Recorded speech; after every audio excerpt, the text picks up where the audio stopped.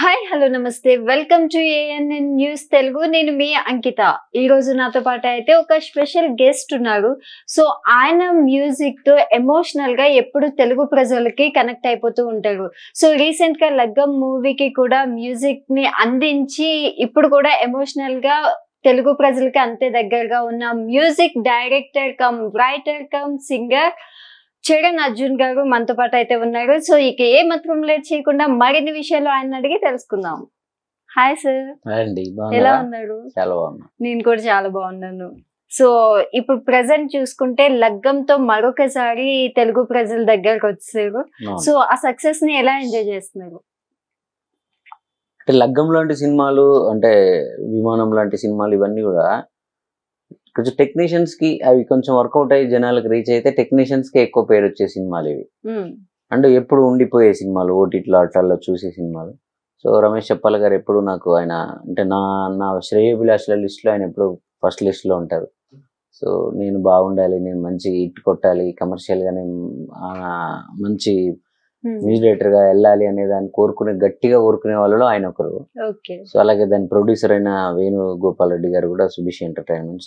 వాళ్ళంటే ఒక ప్యాషన్ తో వాళ్ళ రంగాల్లో వాళ్ళు టాప్ లో ఉండి కూడా వాళ్ళు వేరే ఏదో ఆయన మట్టిని ముట్టుకుంటే బంగారం అయ్యేంత రేంజ్ లో రియల్ ఎస్టేట్ లో ఉండి కూడా ఒక ప్యాషన్ తో ఒక సినిమాకి వచ్చి దాని లెక్కలేంటి, దాని కమర్షియల్ ఏంటి, దాని ఆ హీరో ఏంటి, ఆయన మార్కెట్ ఏంటి, ఇవన్నీ చూసుకోకుండా సినిమాని సినిమాగా ఆ కథకేం కావాలనేది తీశారు ఆయన. ఇలాంటి సినిమాలు హిట్ అవ్వాలని మనస్ఫూర్తి కోరుకుంటామా, ఎందుకంటే ఇంకొక వేరే వాళ్ళకి అవి ఇన్స్పైరింగ్ గా ఉంటుంది. సో దానికి తోడు ఇందులో ఉన్న ఆల్బమ్ అద్భుతమైన ఆల్బమ్ ఇది. ఈ మధ్యకాలంలో సినిమాలు అన్ని పాటలు మంచిగా ఉండే పాటలు చాలా తక్కువ. సో కానీ రమేష్ చెప్పాల గారి మ్యూజికల్ టేస్ట్ అలాంటిది. సో అందులో ప్రతి పాటని ఆయన ఒక ఆనిముత్యం లాగా దీంట్లో మాతో చేయించారు. సో దానివల్ల ఇది కొంచెం స్పెషల్. అంటే ఈ సినిమా బాగుండాలి, ఈ సినిమా బాగుంటే అందులో ఉన్న పాటలు ఇంకా ఎక్కువ రీచ్ అవుతాయి. దాంట్లో ఒక సాంగ్ ఉంది, ఇంతేనేమో ఇంతవరకేనేమో ఇంట్లో నా కథ అని. సో అది అసలు ఎలా అనిపించింది? అదే పెళ్లి అన్నప్పుడు ఎవరైనా పెళ్లి అయ్యేటప్పుడే పాటలే పెడతారు ఎక్కువ. పెళ్లి వాళ్ళిద్దరి మధ్య కలిసే బంధం గురించి పెడతారు.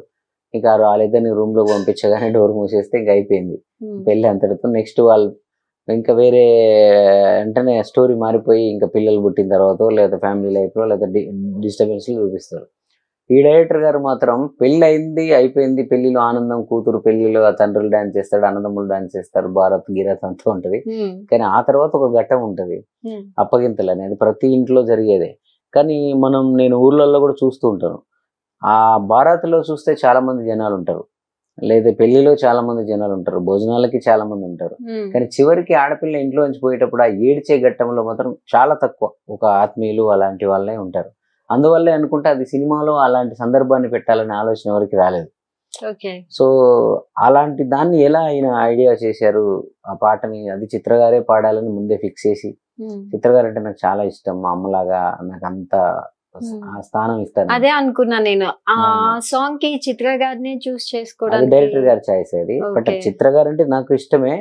బట్ చిత్ర గారు వాళ్ళు పెద్ద సింగర్స్, చెన్నైకి వెళ్ళి రావాలి, అంత బడ్జెట్లు మనకి ఇస్తారా అన్న దాంతో మనం కళలు కనడమే మానేసాం ఆల్మోస్ట్. ఏంటంటే ఇప్పుడు మనకున్న మార్కెట్ కి మనకు డబ్బులు ఇచ్చి, మ్యూజిక్ డబ్బులు ఇచ్చి మళ్ళీ సింగర్స్ ఇదంతా అనేసరికి అది ప్రాక్టికల్ వర్కౌట్ అవుద్దా లేదా అని చెప్పి ప్రొడక్షన్ వాళ్ళు అడిగితే తప్ప మనకు కోరికలన్నీ లోపల అంచేసుకునే స్టేజ్ లో ఉన్నాం మనం ఇప్పుడు. నాకు వీళ్ళే కావాలి వాళ్ళే కావాలని చెప్పగలిగే స్థాయి ఇంకా మనకి ఇంకొక కమర్షియల్ హిట్ వస్తుందేమో.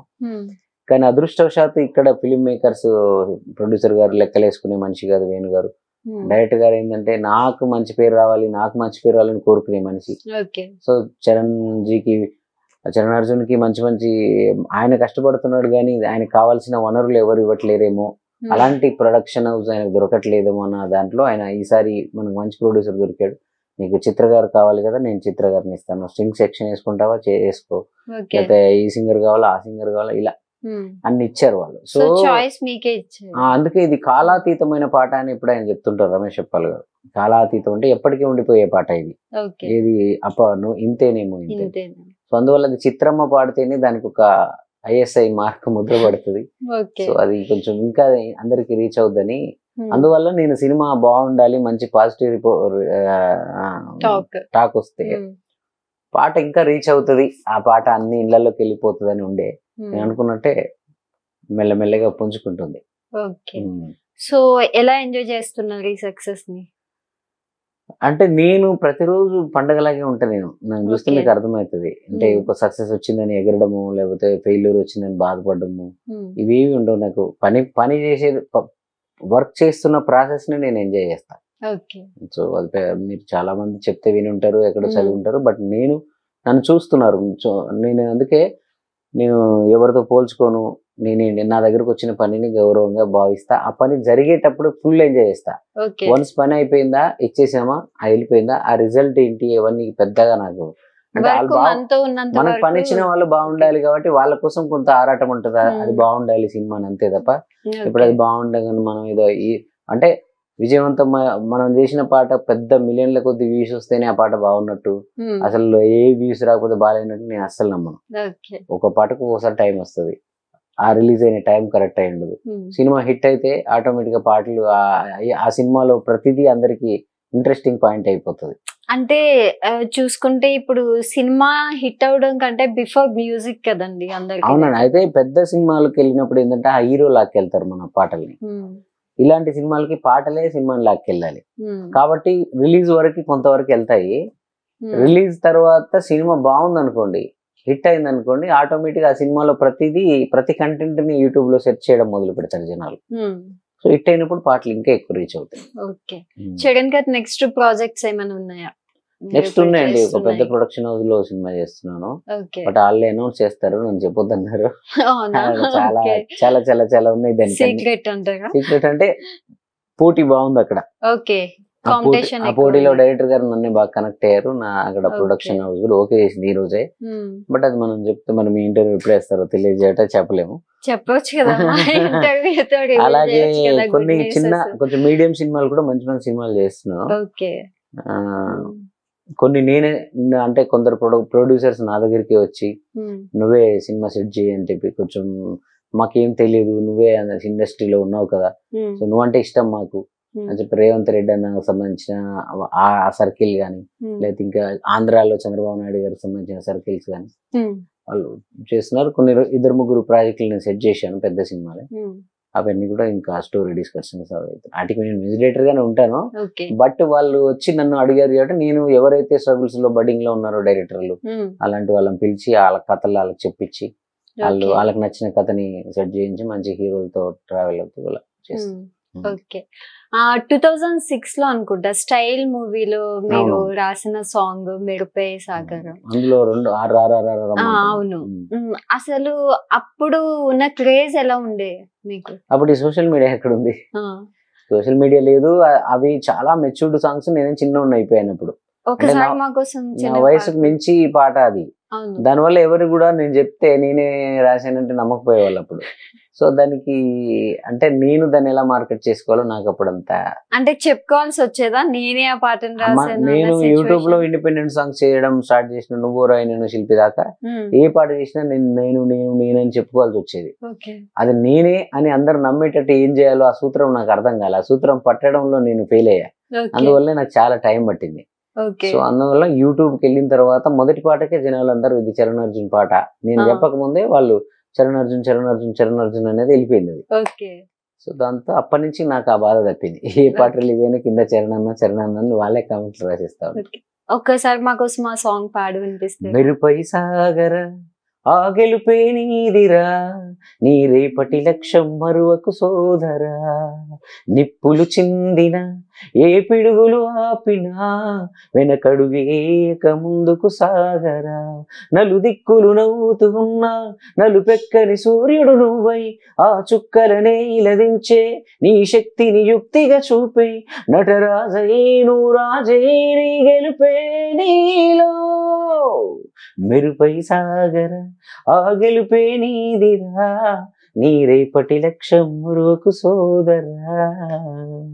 సూపర్.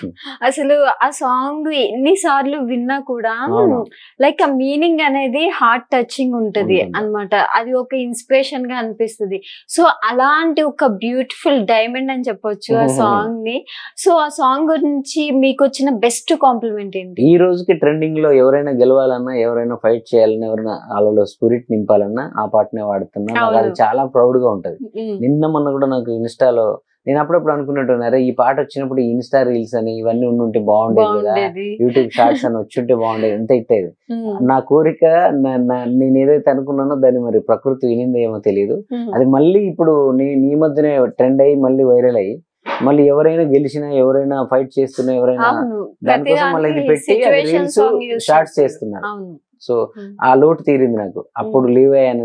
ఇప్పుడు ఉన్నప్పుడు కూడా అదే పాట ట్రెండ్ ఉంది ఇప్పటికీ. ఏదైనా ఇన్స్పైరింగ్ పాటలు అనేది తీసినప్పుడు ఒక 4-5 తీస్తే అది నేను నాదే టాప్ 1 అని నేను చెప్పను, కానీ ఆ 5లో అయితే ఉంటది. 1, 2, 3, 4, 5 ఏదో నెంబర్ లో అయితే ఈ పాట ఉంటుంది. సో అసలు మీరు మ్యూజిక్ జర్నీని ఎలా స్టార్ట్ చేసేది? మ్యూజిక్ అనేది నాకు బై బర్త్ వచ్చేసిందండి. అంతే, పుట్టుకతోనే చిన్నప్పుడే నా పాటలు నేనే కంపోజ్ చేసుకునేవాని, నేనే రాసుకునేవాని, నేనే పాడుకునేవాని స్కూల్లో కూడా. దాన్ని సక్రమైన దారిలో అంటే నేను నల్గొండ లాంటి ఒక తెలంగాణ ప్రాంతంలో మేలదుప్పలపల్లి అనే గ్రామంలో పుట్టినా కూడా అక్కడ ప్రతిదానికి ఉద్యమాలు, ప్రతిదానికి మా ఏరియాలో సో ఆ పోరాటాలు, ఉద్యమాలు, మా కళల్ని కూడా పోరాటాల వైపు మళ్ళించే ఒక గడ్డలో పుట్టి కూడా నేను దాన్ని కలర్ఫుల్ ఇండస్ట్రీ వైపు నేను అడుగులు వేసాను ఎక్కువ. సో అందువల్ల నాకు దానికి కావాల్సిన టెక్నికాలిటీస్ అన్ని నేర్చుకుంటూ చిన్నగా స్టెప్ బై స్టెప్ సినిమా తప్ప ఇంకా లోకం లేదు నాకు. పని ఉన్నా లేకున్నా, నాకు పనులు వచ్చినా రాకున్నా దీన్నే నమ్ముకొని ఇక్కడే ఉండిపోయాను. సో అలాగా మ్యూజిక్ అనేది బై బర్త్ నాకు చిన్నప్పటి నుంచే ఉంది. ఏదో హైదరాబాద్కి రావడం వల్ల ఎవరినో చూసి నేర్చుకున్నా ఇవన్నీ లేవు.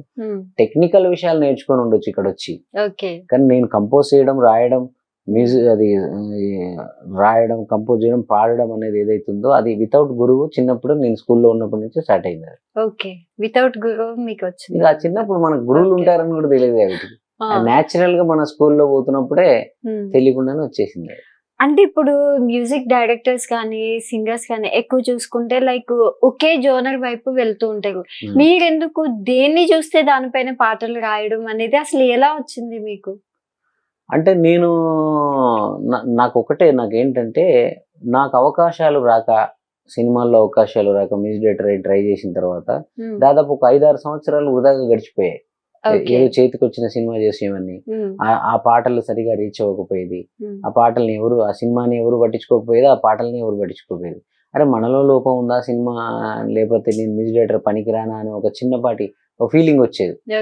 సో అలాంటప్పుడు నాకు అనుకోకుండా నేను యూట్యూబ్ అప్పుడప్పుడే రంగంలోకి రావడం, ఆ యూట్యూబ్ ను వాడుకొని ఇండిపెండెంట్ సాంగ్స్ 2-3 చేసి హిట్ అవ్వడంతో నాకేమనిపించింది అంటే నా మనసులో వచ్చిన ప్రతి దాన్ని సినిమాలో పెట్టలేను కదా. నా ప్రతి ఐడియా, సినిమాకి ఒక కథ ఉంటుంది, దానికి ఒక మీటర్ ఉంటుంది, నేను ఆ కథ లోపలనే చేయాలి. సో అలా నాకు ఒక ఐడియా వచ్చిందండి, రాత్రి ఇది సినిమాలో పెట్టండి అంటే వాళ్ళు పెట్టలేరు. అందుకని నేను ఆ వేదికని స్ట్రాంగ్ చేసుకొని నాకేమైనా అనిపించింది నాలోనే ఉండిపోకుండా అది ఈ భూమి మీద ఒక చెట్టులాగా దాన్ని మొక్కలాగా నాటేస్తే అది అలా మహావృక్షమై అది ఎవరెవరినో ఎక్కడెక్కడో ఇన్స్పైర్ చేస్తూ ఉంటది. ఇప్పుడు ఒక అన్నదమ్ముల అనుబంధం గురించి చెప్పాను. సో ఆ అన్నదమ్ముల అనుబంధం పాటని రిలీజ్ చేసే రోజు నేను నా అన్ని సోషల్ మీడియా ప్లాట్ఫామ్లో ఒకటే మాట చెప్పిన, ఈ పాట విని ఏ 2 అన్నదమ్ములు కలిసినా నాకు ఈ పాట లక్ష్యం నెరవేరినట్టే అని. 2 కాదు కదా, ప్రతిరోజు ఒక 2 నాకు పెడుతూనే ఉంటారు, నీ పాట వల్ల మేము ఎన్నో ఏళ్ళ నుంచి కొట్లాడుకునే అన్నదమ్ములం ఈరోజు కలిసామని. సో కొన్ని మిలియన్ల కొద్ది జనాలకు అది రీచ్ అయిపోయింది. అలాగా ఈ ఏదైనా ఒక మంచి పాట ద్వారా చెప్తున్నప్పుడు దాని ద్వారా మంచి జరుగుతుంది కదా సొసైటీలో, ఎక్కడో తెలియకుండా జరుగుతూ ఉంది. సో అది ఒక రోజు అయిపోయేది కాదు, మళ్ళీ అది తరతరాలు అలా తిరుగుతూనే ఉంటది. ఇంకా అన్నదమ్ములు, లేదా నాన్న, లేకపోతే ఒక ఊరు గురించో, లేకపోతే ఒక క్యాస్టిజం గురించో, లేకపోతే ఇంకొక ఇన్స్పిరేషన్ ఏకమ్మ కేపు లాంటి పాట, ఒక సాని అనే వేశ్య గురించి, ఇలాగా నైట్ నా మనసులో ఏమైనా మిదిలినప్పుడు కథాగానాలు ఉంటాయి. ఏదైనా ఒక సిచ్యువేషన్ ఉందా, పర్టికులర్ సిచ్యువేషన్ మీరు ఒక సాంగ్ రాయడానికి స్టార్టింగ్ లో? సిచ్యువేషన్ ఏం లేదు. ఫస్ట్ నేను ఇండిపెండెంట్ ఏది సినిమా అంటున్నారా, ఇండిపెండెంట్ సాంగ్స్ కి ఏం లేదు. మా ఊరి పరిస్థితులు, మా ఊరు ఒకప్పుడు ఎలా ప్రతి పండక్కి మనం ఇక్కడి నుంచి పోతున్నప్పుడు ఉన్న ఎగ్జైట్మెంట్, అరే ఊరు వెళ్తున్నాను పండక్కి అనే ఒక ఎగ్జైట్మెంట్ ఉంటుంది కదా. చిన్నప్పుడు ఏమీ లేనప్పుడు, బట్టలు కొనుక్కోవడానికి కూడా డబ్బులు లేని, టపాసులు కొనుక్కోవడానికి కూడా డబ్బులు లేనప్పుడు దసరా చాలా గొప్పగా ఉండేది. అంటే అప్పుడు పేదరికంలో ఉన్నాము, మనకు ఆ చిన్న పిస్తో లేదో కొని మన నాన్నని ఎమ్మడబడే పడితే ఆ నాన్న కొనిస్తాడో లేదో తెలియదు, అయినా కూడా ఆ దసరా చాలా బాగుండేది. కొత్త బట్టలు కొనియాడు నాన్న బట్ డబ్బులు లేవు ఎక్సైట్మెంట్ గొప్పగా ఉండేది. ఆ దసరా పండుగ జమ్మికి వెళ్ళడం, అందరం అలా ఇలా తీసుకుంటూ ఆడుకుంటూ పాడుకుంటూ అన్ని ఒక ఊరంతా ఒకలాగా ఉండి అందరు బాగా ఎక్కడెక్కడ నుంచో చుట్టాలు పక్కాలు వస్తారు, ఎక్కడో చదువుకుని హాస్టల్లో చదువుకునే ఫ్రెండ్స్ గాళ్ళు వస్తారు. ఎంత బాగుండేది దసరా. ఇప్పుడు డబ్బులు వచ్చాయి, పేరు వచ్చింది, కారు వచ్చింది, అన్ని ఉండి కొంచెం హంగామాగా ఇక్కడ నుంచి పండగకి వెళ్తున్నామని ఊరు వెళ్తామా, ఆ ఊరికి వెళ్తే ఆ పండగ వైభవమే లేదు.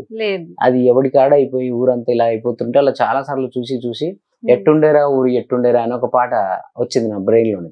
అది నా ఊరి పరిస్థితుల మీదనే వచ్చింది. మా ఊర్లో వీరబ్రహ్మేంద్ర స్వామి దేవ ఉంటది, అక్కడ గరుడ స్తంభానికి అది అది అది కూడా నేను మా ఊర్లో స్తంభం నేను పెట్టింది అప్పుడు. స్తంభానికి పైన అది ఉంటుంది కదా తొడుగా ఏమంటారు.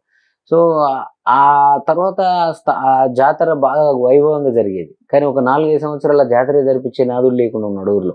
సో మనుషులు మాట్లాడుకోవట్లేరు. మనుషులందరికి బ్లడ్ లో మన నేచురల్ రక్తం పోయి గులాబీ రక్తం, 3 జెండుల రక్తం, పసుపు రక్తం, కమ్యూనిస్ట్ ఎర్ర రక్తం ఇలా అయిపోయింది ఊళ్ళల్లో. సో వాళ్ళ రక్తాలు మనం బయటికి తీస్తే కూడా అవే వస్తాయి ఊళ్ళో, అట్లా అయిపోయింది. లేదంటే మా కోటర్లు లేకపోతే 90 ml వస్తుంటాయి. సో ఇంత అయిపోయింది ఏంటా అని చెప్పి ఊరి మీద ఒక పాట చేసింది. ఆ పాట నేను అఫీషియల్ గా రిలీజ్ చేసి ఆ పాటని ప్రజల్లోకి పంపించేద్దాం అనే లోపే ఊరికనే ఏదో ఫోన్ లో చిన్నది ఏదో పెట్టుకున్న స్కేల్ కూడా కరెక్ట్ గా ఉండదు, అది ఏదో చిన్న నోట్. అప్పుడు నాకు స్టూడియో లేకుండా ఫోన్ లో ఏదో యాప్ ఎవడో ఇస్తే ఆ యాప్ లో చిన్నది ఏదో వేసుకొని పాడేశా. అది ఎవరికో ఫ్రెండ్ కి పంపించాను, అది అలా లీక్ అయిపోయి అది ఫుల్ వైరల్ అయిపోయింది. అరే ఒక ప్రైవేట్ సాంగ్ చేస్తే ఇంత వైరల్ అవుతా, సినిమాలో నేను చేస్తే ఒక పాట రీచ్ అవ్వలేదే, నేను నా కాన్ఫిడెంట్ పోయింది. ఒక ప్రైవేట్ సాంగ్ ఎలాంటి మ్యూజిక్ లేదు, ఊరికి అసలు ప్రాపర్ మ్యూజిక్ లేకుండా ఊరికి అలా వదిలితే ఊరు తిరిగింది ఆ పాట. నాకు కాన్ఫిడెంట్ ఇచ్చింది ఆ పాట. అంటే మా ఊరు నాకు చాలా ఇచ్చింది. ఆ ఊరికి గాలి పీల్చుకొని ఆ ఊరు అన్ని తిని, మా అమ్మ ఆ ఊరిలోనే పుట్టింది, మా నాయనమ్మ ఆ ఊరిలోనే పుట్టింది. సో అలాంటి ఊరు నుంచి వచ్చి నేను ఇక్కడ ఇంత అయ్యాను కదా, అదే ఊరి మీద ఒక పాట, ఆ ఊరి పరిస్థితుల మీద ఒక పాట చేస్తేనే మళ్ళీ నాకు ఇండిపెండెంట్ గా బాటేసింది ఆ పాట. సో అందువల్ల ఆ తర్వాత అప్పుడు నాకు కాన్ఫిడెంట్ వచ్చి నువ్వే రాయి నేను శిల్పి అనే పాట చేసిన ప్రాపర్ గా అఫీషియల్ గా. అది అంటే ఆ సందర్భంలో ఆ సిచ్యుయేషన్ నుంచి అంటే ఆ నువ్వో రాయి పుట్టడానికి కూడా మా ఊర్లో జరిగిన కొన్ని సంఘటనలే. ఒకసారి సాంగ్ పాడతారు ఏది ఫస్ట్ బిఫోర్ చెప్పింది. ఎట్టుండేరా ఊరు ఎట్టుండేరా ఎనకట మన ఊరు ఉట్టుండేరా, అన్నదమ్ములోలే ఉన్నామురా ఈ అడ్డుగోడలు ఎవడు పెట్టిండురా, ఒక చెట్టు నీడన 100 మంది ఉన్నట్టు ఊరంతా ఒక్కటై ఉన్నామురా, ఆ చెట్టు కొమ్మలు విరిగి ఎట్టుండేరా ఊరు ఎట్టుండేరా ఎనకట మన ఊరు ఎట్టుండేరా. అలా ఇలా అంటే ఆల్రెడీ అన్ని ఉంటాయి. దసరా పండుగ నాడు జమ్మి అందరం వెళ్ళేటోళ్ళం. ఇప్పుడు వీధికి ఒక్క జమ్మి చెట్టురా, వీరబ్రహ్మం గారి జాతర జరిపించే ఆ గుడి దగ్గర ఏదో భాగవతాలు ఆడుతున్నారంటే సాపలు ఎత్తుకొని వెళ్ళేటోళ్ళం. ఇప్పుడు ఎవడు సాయంత్రం అయితే ఇంట్లో నుంచి వాడు తలుపు తీసుకుని పక్క ఇంట్లో ఫంక్షన్ అవుతుందంటే కూడా వాడు నన్ను పిలవలేదు కానీ పోవట్లేడు, ఎందుకు ఇలా ఊరుందా వైభోగం ఏమైరా అనే కాన్సెప్ట్ లో వచ్చిన పాట. ఓకే, సో మరి ఇవన్నీ ఒక సెక్టర్ అయితే ఈ పొలిటికల్ అనేది అసలు ఎలా వచ్చింది? ఫస్ట్ కేసీఆర్ సాంగ్ చూస్తే ప్రతి రాష్ట్రానికి సీఎం ఉంటాడు, కానీ మా సీఎం రాష్ట్రాన్ని తీసుకొచ్చాడు మాకు అనేసి మీరు ఒక సాంగ్ అయితే అది చాలా పాపులర్ అయింది. సో దాని ఎక్స్పీరియన్స్ మీకు ఎలా? అదే అంటే నేను చూసిన పొలిటికల్ లీడర్ల పాటలన్నీ కూడా ఒక పొలిటికల్ అంటే ఎగ్జాంపుల్, మీరు ఒక లీడర్ అనుకోండి, మీరు ఎంత గొప్ప లీడర్ అయినా మీద ఒక పాట చేస్తే మీ పార్టీ వాళ్ళు తప్ప ఇంకో పార్టీ వాళ్ళు వినరు. అది వేరే వాళ్ళకి అది ఒక పొలిటికల్ సాంగ్. కానీ మీరు ఒక అప్పుడు కేసీఆర్ గారు లాంటి ఒక మహా మనిషి, అతను ఒక పొలిటికల్ పార్టీకి లీడర్ గా ఉన్నాడన్న కారణంతో మిగతా పార్టీల వాళ్ళందరూ ఆయన యాంటీగా చూడడం ఎందుకు? ఆయనలో కూడా కొన్ని మంచి క్వాలిటీస్ ఉన్నాయి, ఆయనలో కూడా ఒక పోరాట యోధుడు ఉన్నాడు, ఆయనలో కూడా ఒక విజయాన్ని సాధించిన చరిత్రకారుడు ఉన్నాడు. సో ఇది కేసీఆర్ గారు ఎన్నో పాటలు వస్తున్నాయి, కానీ ఆ పాటలన్నీ ఓన్లీ టీఆర్ఎస్ వర్గాలు మాత్రమే పెట్టుకుని వినే పాటలు అవి, ఇంకొకరు వినలేరు వాటిని. సో అప్పుడు నాకు అనిపించింది, నేను ఎప్పుడైతే ఇండిపెండెంట్ సాంగ్స్ చేస్తున్న క్రమంలో ఎంతసేపు మనం ఏదో ఆ సామాజిక విషయాల గురించి లేదా బంధాల గురించి కాకుండా మన చుట్టూరా విజయం సాధించిన కొందరు వ్యక్తులు ఉంటారు, వాళ్ళ మీద బుక్కులు వస్తాయి, బుక్కులు చదివే ఓపిక ఈ తరానికి లేదు, పుస్తకాలు చదివి. సో సినిమాలు బయోపిక్లు ఎప్పుడు వస్తుంటాయి, అవి ఎప్పుడు వస్తాయో తెలియదు. సో ఒక 5 నిమిషాల పాటలో వాళ్ళ చరిత్ర అంతా చెప్పేస్తే ఒక మంచి ఇన్స్పైరింగ్ గా ఉంటది కదా అని చెప్పి నేను రాజకీయాలకు అతీతంగా అందులో ఎలాంటి పార్టీ ప్రస్తావన లేకుండా ఆ పాట ఇంకొక పార్టీ వాడు పెట్టుకున్నా కూడా వాడు కూడా సొంపుగా ఉండేలాగా అని ఆలోచనతో కేసీఆర్ గారు పాట, అంతకుముందు జార్జి రెడ్డి పాట చేసిన కథాగానం, ఆ కథాగానానికి ఒక బ్రాండ్ వచ్చేసింది. కేసీఆర్ కథాగానం చేసిన తర్వాత అది ఇంకా ఫిక్స్ అయిపోయింది. సో అందుకే నేను ఆయన మీద చేస్తాను, రేవంత్ అన్న మీద చేశాను, బాబు గారి మీద చేశాను, ఎన్టీఆర్ గారి మీద, జగన్ అన్న మీద చేశాను. సో కథాగానాలకి నాకు పార్టీతో నా పర్సనల్ ఇష్టాలతో సంబంధం లేదు. మీ కథలో ఇన్స్పిరేషన్ ఉంటే కూడా మీ కథ నేను చేస్తా. ఇప్పుడు కేసీఆర్ పైన ఏదైతే మీరు సాంగ్ రాసారో దానికి మీరు ఆయన మిమ్మల్ని గుర్తించలేదని కూడా చాలా సందర్భాల్లో మీరు చెప్పారు. ఎందుకని అంటారు? అంటే ఎప్పుడైనా మనం ఎలా ఉంటాం అంటే పోరాటంలో ఉన్నప్పుడు మనతో కొంతమంది వ్యక్తులు ఉంటారు, మనం కష్టాల్లో ఉన్నప్పుడు, కొంచెం ఫైటింగ్ లో ఉన్నప్పుడు. అంటే ఆయన తెలంగాణ ఉద్యమం జరిగేటప్పుడు ఆయనతో పాటు ఉన్న చాలా మంది కళాకారులు ఉన్నారు కదా. సో వాళ్ళందరినీ దాటి అది నా దాకా రావడానికి ఇంకొంత టైం పట్టేదేమో. మొన్న థర్డ్ టైం కన్నా గెలిస్తే నెక్స్ట్ టైం పిలిచేవాడేమో.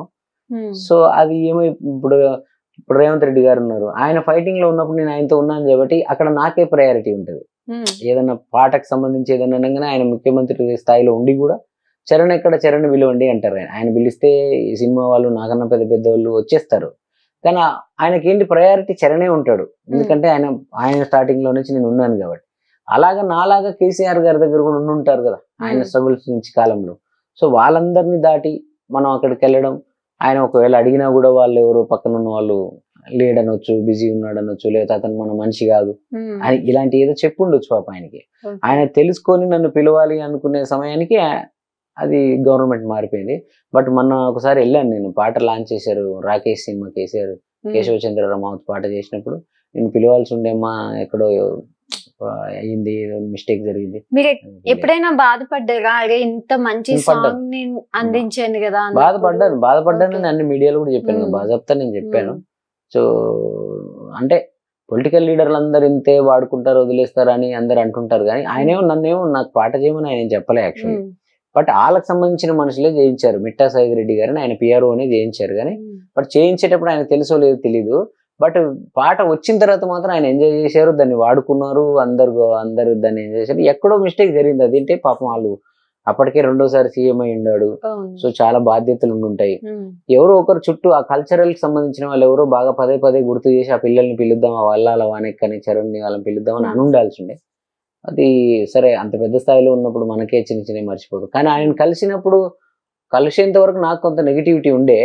కలిసిన తర్వాత అయ్యో పాపం సీఎం హోదాలో ఉన్నాడు కదా, ఆయనకి ఏం గుర్తుంటది, పక్కన వాళ్ళు ఎవరైనా మిస్గైడ్ చేసి ఉంటారని అనిపించింది నాకు. అంటే ఆయన ప్రేమ చూసా నేను, నా మీద ఆయన కళ్ళల్లో ప్రేమని. ఆడ చుట్టూ 20 మంది జనాలు ఉంటే ఆయన నన్నే అడ్రస్ చేస్తూ ప్రతి విషయాన్ని చెప్తున్నాడు కేసీఆర్ గారు. సో 3 రంగుల జెండా పాట గురించి ఆయనకు తెలుసు, ఆ పాట రేవంత్ అన్నకి ఎంత హెల్ప్ అయింది తెలుసు, వీళ్ళకెంత కొంచెం చిన్న ఎక్కడో ఒకడ ఉంటది కదా. అసలు ఏమి లేకుండా ఆయన చరణ్ అంటే మా పిల్లగాడు, మా తెలంగాణ కళాకారుడు, మావోడు అంటే పార్టీలు గీటీలు నిజం నాకు ఏ పార్టీలు రేవంత్ అన్న నన్ను అలాగే చూసుకుంటాడు. సో అది ఉంది. బట్ అది నేను కూడా ట్రై చేయలేదు అప్పుడు. అంటే నేను ఎక్కువ అంటే వాళ్ళు పిలిస్తే పోదామని అనుకున్నాను తప్ప కేసీఆర్ గారిని కలవాలని నేను ట్రై చేయలేదు. ట్రై చేసి ఉంటే నన్ను ఆయన కలిసేవాడేమో. నాది కూడా కొంత మిస్టేక్ ఉంది అనిపించింది ఆయన కలిసిన తర్వాత. అంటే ఇప్పుడు ఏ పల్లి పిల్లోడు సాంగ్ చేయించారని రాసారా, లేకపోతే తెలంగాణ మీద మీకున్న అభిమానంతో రాసారా? నాకు కేసీఆర్ కథాగానం చేయమని వచ్చినప్పుడు వాళ్ళు కేసీఆర్ గారి మీద ఒక పాట చేయమని వచ్చారు. పాట చేయంటే నేను ఏమేమి పాటలు చేశారు మీరు ఇంతకు ముందని అడిగితే చేస్తే ప్రతి దాంట్లో ఆయన పథకాల మీద, ఆయన పరిపాలన మీద, వాటి మీద గొప్పగా ఉంది. నేను వాళ్ళకి ఒకటే చెప్పా, మనం కూడా ఇలాంటి పాట చేస్తే ఇది ఓన్లీ మీ టీఆర్ఎస్ వాళ్ళే వింటారు. మనం అది ఒక ఆయన గురించి ఏదో పుట్టినరోజుకి ఆయన్ని కీర్తిస్తూ వచ్చే పాటలా ఉంటది, అలా వద్దు. ఆయన అద్భుతమైన కథ ఉంది. ఆయన ఒక చింతమడక అనే గ్రామంలో ఒక మామూలు కుటుంబంలో పుట్టి ఇలా వచ్చి ఒక రాష్ట్రాన్ని సాధించే ఒక లక్ష్యంతో తెలంగాణ అనే పోరాటం చేసినాడు. ఆయన మంచి లైఫ్, ఆయన ఒక మంచి అప్పటికే అధికార పార్టీ ఇలాంటి టీడీపీ చంద్రబాబు నాయుడు గారి గవర్నమెంట్ లో ఉన్నాయన అవన్నీ వదిలేసుకొని వచ్చి ఒక పార్టీ పెట్టి దానికోసం ఎన్నో కష్టాలు పడేది, రాదనుకున్న తెలంగాణ తెచ్చారు కదా. దీన్ని ఒక 5 minutes లో కథగా చెప్పుదాము. ఇలా నేను ఎలాంటి పార్టీ ప్రస్తావన తీసుకురాను, ఎలాంటి పథకాల గురించి చెప్పాను, అలా చెప్పాను అనుకో మళ్ళీ ఇది ఒక వర్గం పాట అవుతుంది. ఈ పాటని కాంగ్రెస్ వాళ్ళు వినాలి, బీజేపీ వాళ్ళు వినాలి, టీడీపీ వాళ్ళు వినాలి, ఇది యూనివర్సల్ పాట అవ్వాలి ఈ పాట. సో కేసీఆర్ గారు ఉన్నా లేకున్నా ఎప్పటికీ ఈ పాట ఉండాలి అనే దాంతో వాళ్ళని నేను కన్వే చేస్తే మరి అదే ఎలా పథకాలకు అవన్నీ లేకుంటే ఎట్లా అన్నారు. నేను పెట్టను, అవి పెడితే మళ్ళీ విమర్శలు వస్తాయి. కింద కామెంట్లు ఏమొస్తాయి, అందినోడు సూపర్ అంటాడు, అందనోడు ఎక్కడొచ్చింది ఇది, నువ్వు ఇట్లా చెప్పినావు అట్లా చెప్పినావు అని రాజకీయ విమర్శలు వస్తాయి. అప్పటికీ నాకు విమర్శలు వచ్చాయి, నువ్వు కేసీఆర్ మాకు ఉద్యోగాలు వేయలేదు, నువ్వు కేసీఆర్ పార్టీ చేస్తావు, కేసీఆర్ ఒక్కడి వల్లే తెలంగాణ వచ్చిందా, ఉస్మానియాలో ఎంతో మంది విద్యార్థులు ఉన్నారు, అందరికి చచ్చిపోతే వచ్చింది అని ఇలా నాకు చాలా మంది నాకు డైరెక్ట్ పెట్టారు, కింద కామెంట్స్ పెట్టారు. నేను అందరికి చెప్పేది అప్పుడు కూడా నేను ఎవరికైనా చెప్పేది అంటే ఒక మనిషి కథ చెప్తున్నప్పుడు ఆ మనిషి గురించి చెప్తాం మనం, ఇంకా వేరే అన్ని తీసుకొచ్చి చెప్పాం అక్కడ. అట్లాగే ఇప్పుడు నా గురించి చెప్పాలనుకోండి, మా ఊరు మేలదుప్పలపల్లి గ్రామానికి వన్నె తెచ్చిన చరణార్జున్ అంటాం మనం, ఆ ఊర్లో ఉన్నోడికి ఒకటికి అది నచ్చదు. ఆయనట వన్నె తెచ్చాడా, నేను కూడా తెచ్చిన, ఆయన ఒక్కడే తెచ్చిండా అంటాడు అవతలోడు. నీ గురించి చెప్తలేదు ఇక్కడ పాటలో, చరణ్ గురించి చెప్తున్నప్పుడు చరణ్ గురించే చెప్తారు. అలాగే కేసీఆర్ గారి గురించి నేను పాట చేయాలనుకున్నాను, ఆయన గురించే చెప్పాను. అందులో ఉస్మానియా విద్యార్థులు వాళ్ళు వీళ్ళు ఈ టాపిక్ వస్తే మొత్తం తెలంగాణ ఉద్యమం గురించి నేను పాట చేసినప్పుడు ఆ తెలంగాణ ఎలా వచ్చింది అని చెప్పినప్పుడు ఇవన్నీ చెప్తా. కానీ నేను అక్కడ చెప్పాలనుకున్నది కేసీఆర్ గారి జీవితం మాత్రమే. సో అది చాలా మందికి అర్థం కాక అప్పుడున్న ఆవేశంలో అప్పుడున్న వాళ్ళ మీద ఉన్న రాజకీయ వ్యతిరేకతలో కొందరు అనున్నారు పాపం. బట్ నేను ఎవరి గురించి చేసినా వాళ్ళ వ్యక్తిగత కథనే చేస్తుంటాను. ఒకసారి మాకోసం ఆ సాంగ్ పాడుతారా? ఈ పల్లె పిల్లోడో ఈ తల్లి బిడ్డాడో అయ్య కడుపు సల్లగుండా రాజ్యం తెచ్చాడు, ఎన్ని గడపలు దొక్కాడు, ఎన్ని బాధల పడ్డాడు, 60 ఏళ్ళ గోస తీర్చి సంబురమిచ్చాడు, 60 ఏళ్ళ గాయాలు మరువలేని వేదనలు అన్ని మాయమవుతాయి నిన్ను చూడగానే, తీర్చినావు మా కలలు తుడిచినావు కన్నీళ్ళు, నిన్ను చూస్తే గుర్తొస్తాడు ఇంట్లో ఉన్న నాన్ని, అక్షరాలు చాలేనా నీ కథ రాయాలంటే, 1,00,000 ఏళ్ళు పట్టేనా నేను నిన్ను మరవాలంటే, పెదవిన నవ్వులుగా చేసావి నీ పేరే ఇంటే, జయ హో మా జాతి ప్రథముడా, జయ హో కల్వకుంట్ల చంద్రుడా. Okay, nice. మరి అసలు అక్కడి నుంచి రేవంత్ రెడ్డి గారితో జర్నీ అసలు ఎలా స్టార్ట్ అయింది, ఎందుకు మొదలైంది?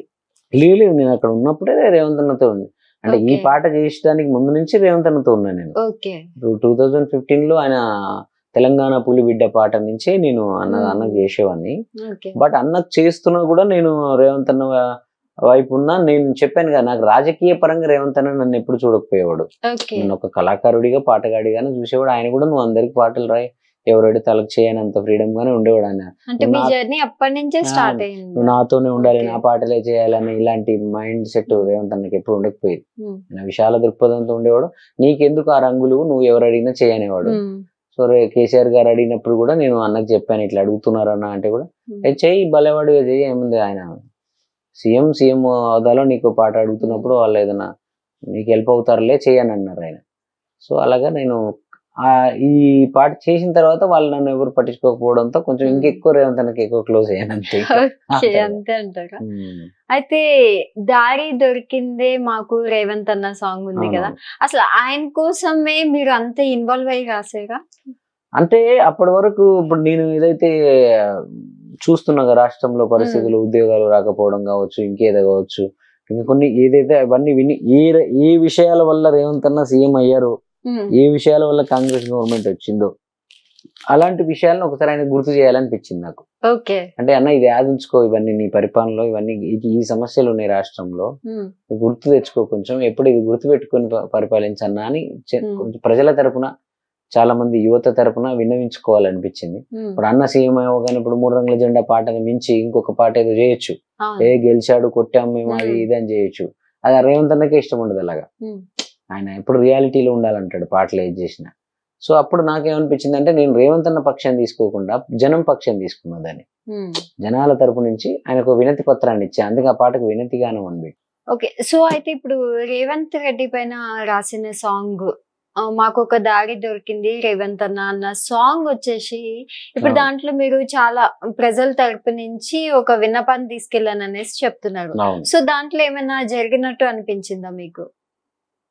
ఇప్పుడు నేనైతే అంత డీప్ గా ఫాలో అవ్వట్లేదు. అసలు ఇప్పుడు 10 months 1 year కూడా కాలేదు కదా ఇంకా పరిపాలన స్టార్ట్ అయ్యి. అంత ముందు చదువుకోవడమే సరిపోతుంది అన్నకు రేవంత్ గారు కాంగ్రెస్ గవర్నమెంట్. సో నేను నా బిజీలో పడిపోయాను. బట్ అయి ఉంటాయి అనుకుంటున్నాను. ఇప్పుడు ప్రగతి భవన్ ఉంది, అదే అప్పటికే నా పాట చేసేటప్పటికే అందరికి అలా నేనే ప్రగతి భవన్ కి ఒక 20 సార్లు 30 సార్లు పోయి ఉంటాను ఇప్పటికి. ఇప్పుడు అంతకుముందు ఒక రోజు కూడా పోలే. సో అది కొంచెం చేంజే కదా. ఈ రుణమాఫీ ఏదో చేశారు రైతులకి. సో పిల్లలకు కూడా ఉద్యోగాలు అవి చిన్న స్టార్ట్ అవుతున్నాయి అని అంటున్నారు మరి. బట్ ఏదైనా నేను కూడా పెద్దగా అబ్జర్వ్ చేయలేదు మరి. సో నేను పెద్ద స్టేట్మెంట్ ఇచ్చినట్టు అయితే మళ్ళీ రాజకీయాలు మళ్ళీ ఏడ చేసాయి అని ఉంటది. బట్ నేను చేశాను. ఈ మధ్యనే కొంచెం పట్టించుకుంటున్నాను మా ఊరిని కూడా. ఇంతకుముందు నేను ఏంటంటే ఇంకా కొంచెం ఒక 10-15 years తర్వాత కొంచెం రిలాక్స్డ్ గా అన్ని సాధించి అన్ని సెట్ అయిన తర్వాత ఊరి గురించి పట్టించుకుందాం, మా ఊరిని పుట్టిన ఊరిని మన రాష్ట్రంలోనే టాప్ విలేజ్ లాగా తీర్చిదిద్దాలని ఉంది నాకు. నాకు తెలిసిన అన్ని పరిచయాలను వాడుకొని.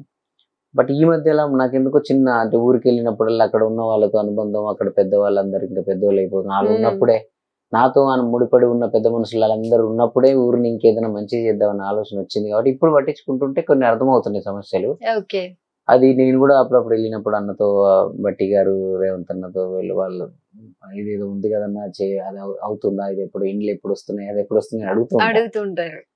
అవుతుంది బడ్జెట్ ప్రాబ్లం ఉంది, మేమేమైతే ప్రామిసెస్ చేసామో అవన్నీ ఫుల్ఫిల్ చేయడానికి ట్రై చేస్తున్నాం అని అంటున్నారు. బట్ టైం మరి ఇప్పుడు టూ ఎర్లీ కదా, ఇంకొక 6 months లో సెట్ అవుతారు అనుకుంటా. ఈ సాంగ్ విన్నప్పుడు ఆయన దగ్గర నుంచి ఏం స్పందన వచ్చింది మీకు? ఆయనకే చూపించా. ఆయన ఇట్లా ముఖ్యమంత్రి అయిన తర్వాత ఫస్ట్ టైం కలిసినప్పుడు ఫోన్ నేను సీఎం అయినప్పుడు అడవులు చూసినావు లేదు అన్న చూడంటే నా ఫోన్ లోనే ఇలా పట్టుకొని చూసారు చాలాసేపు.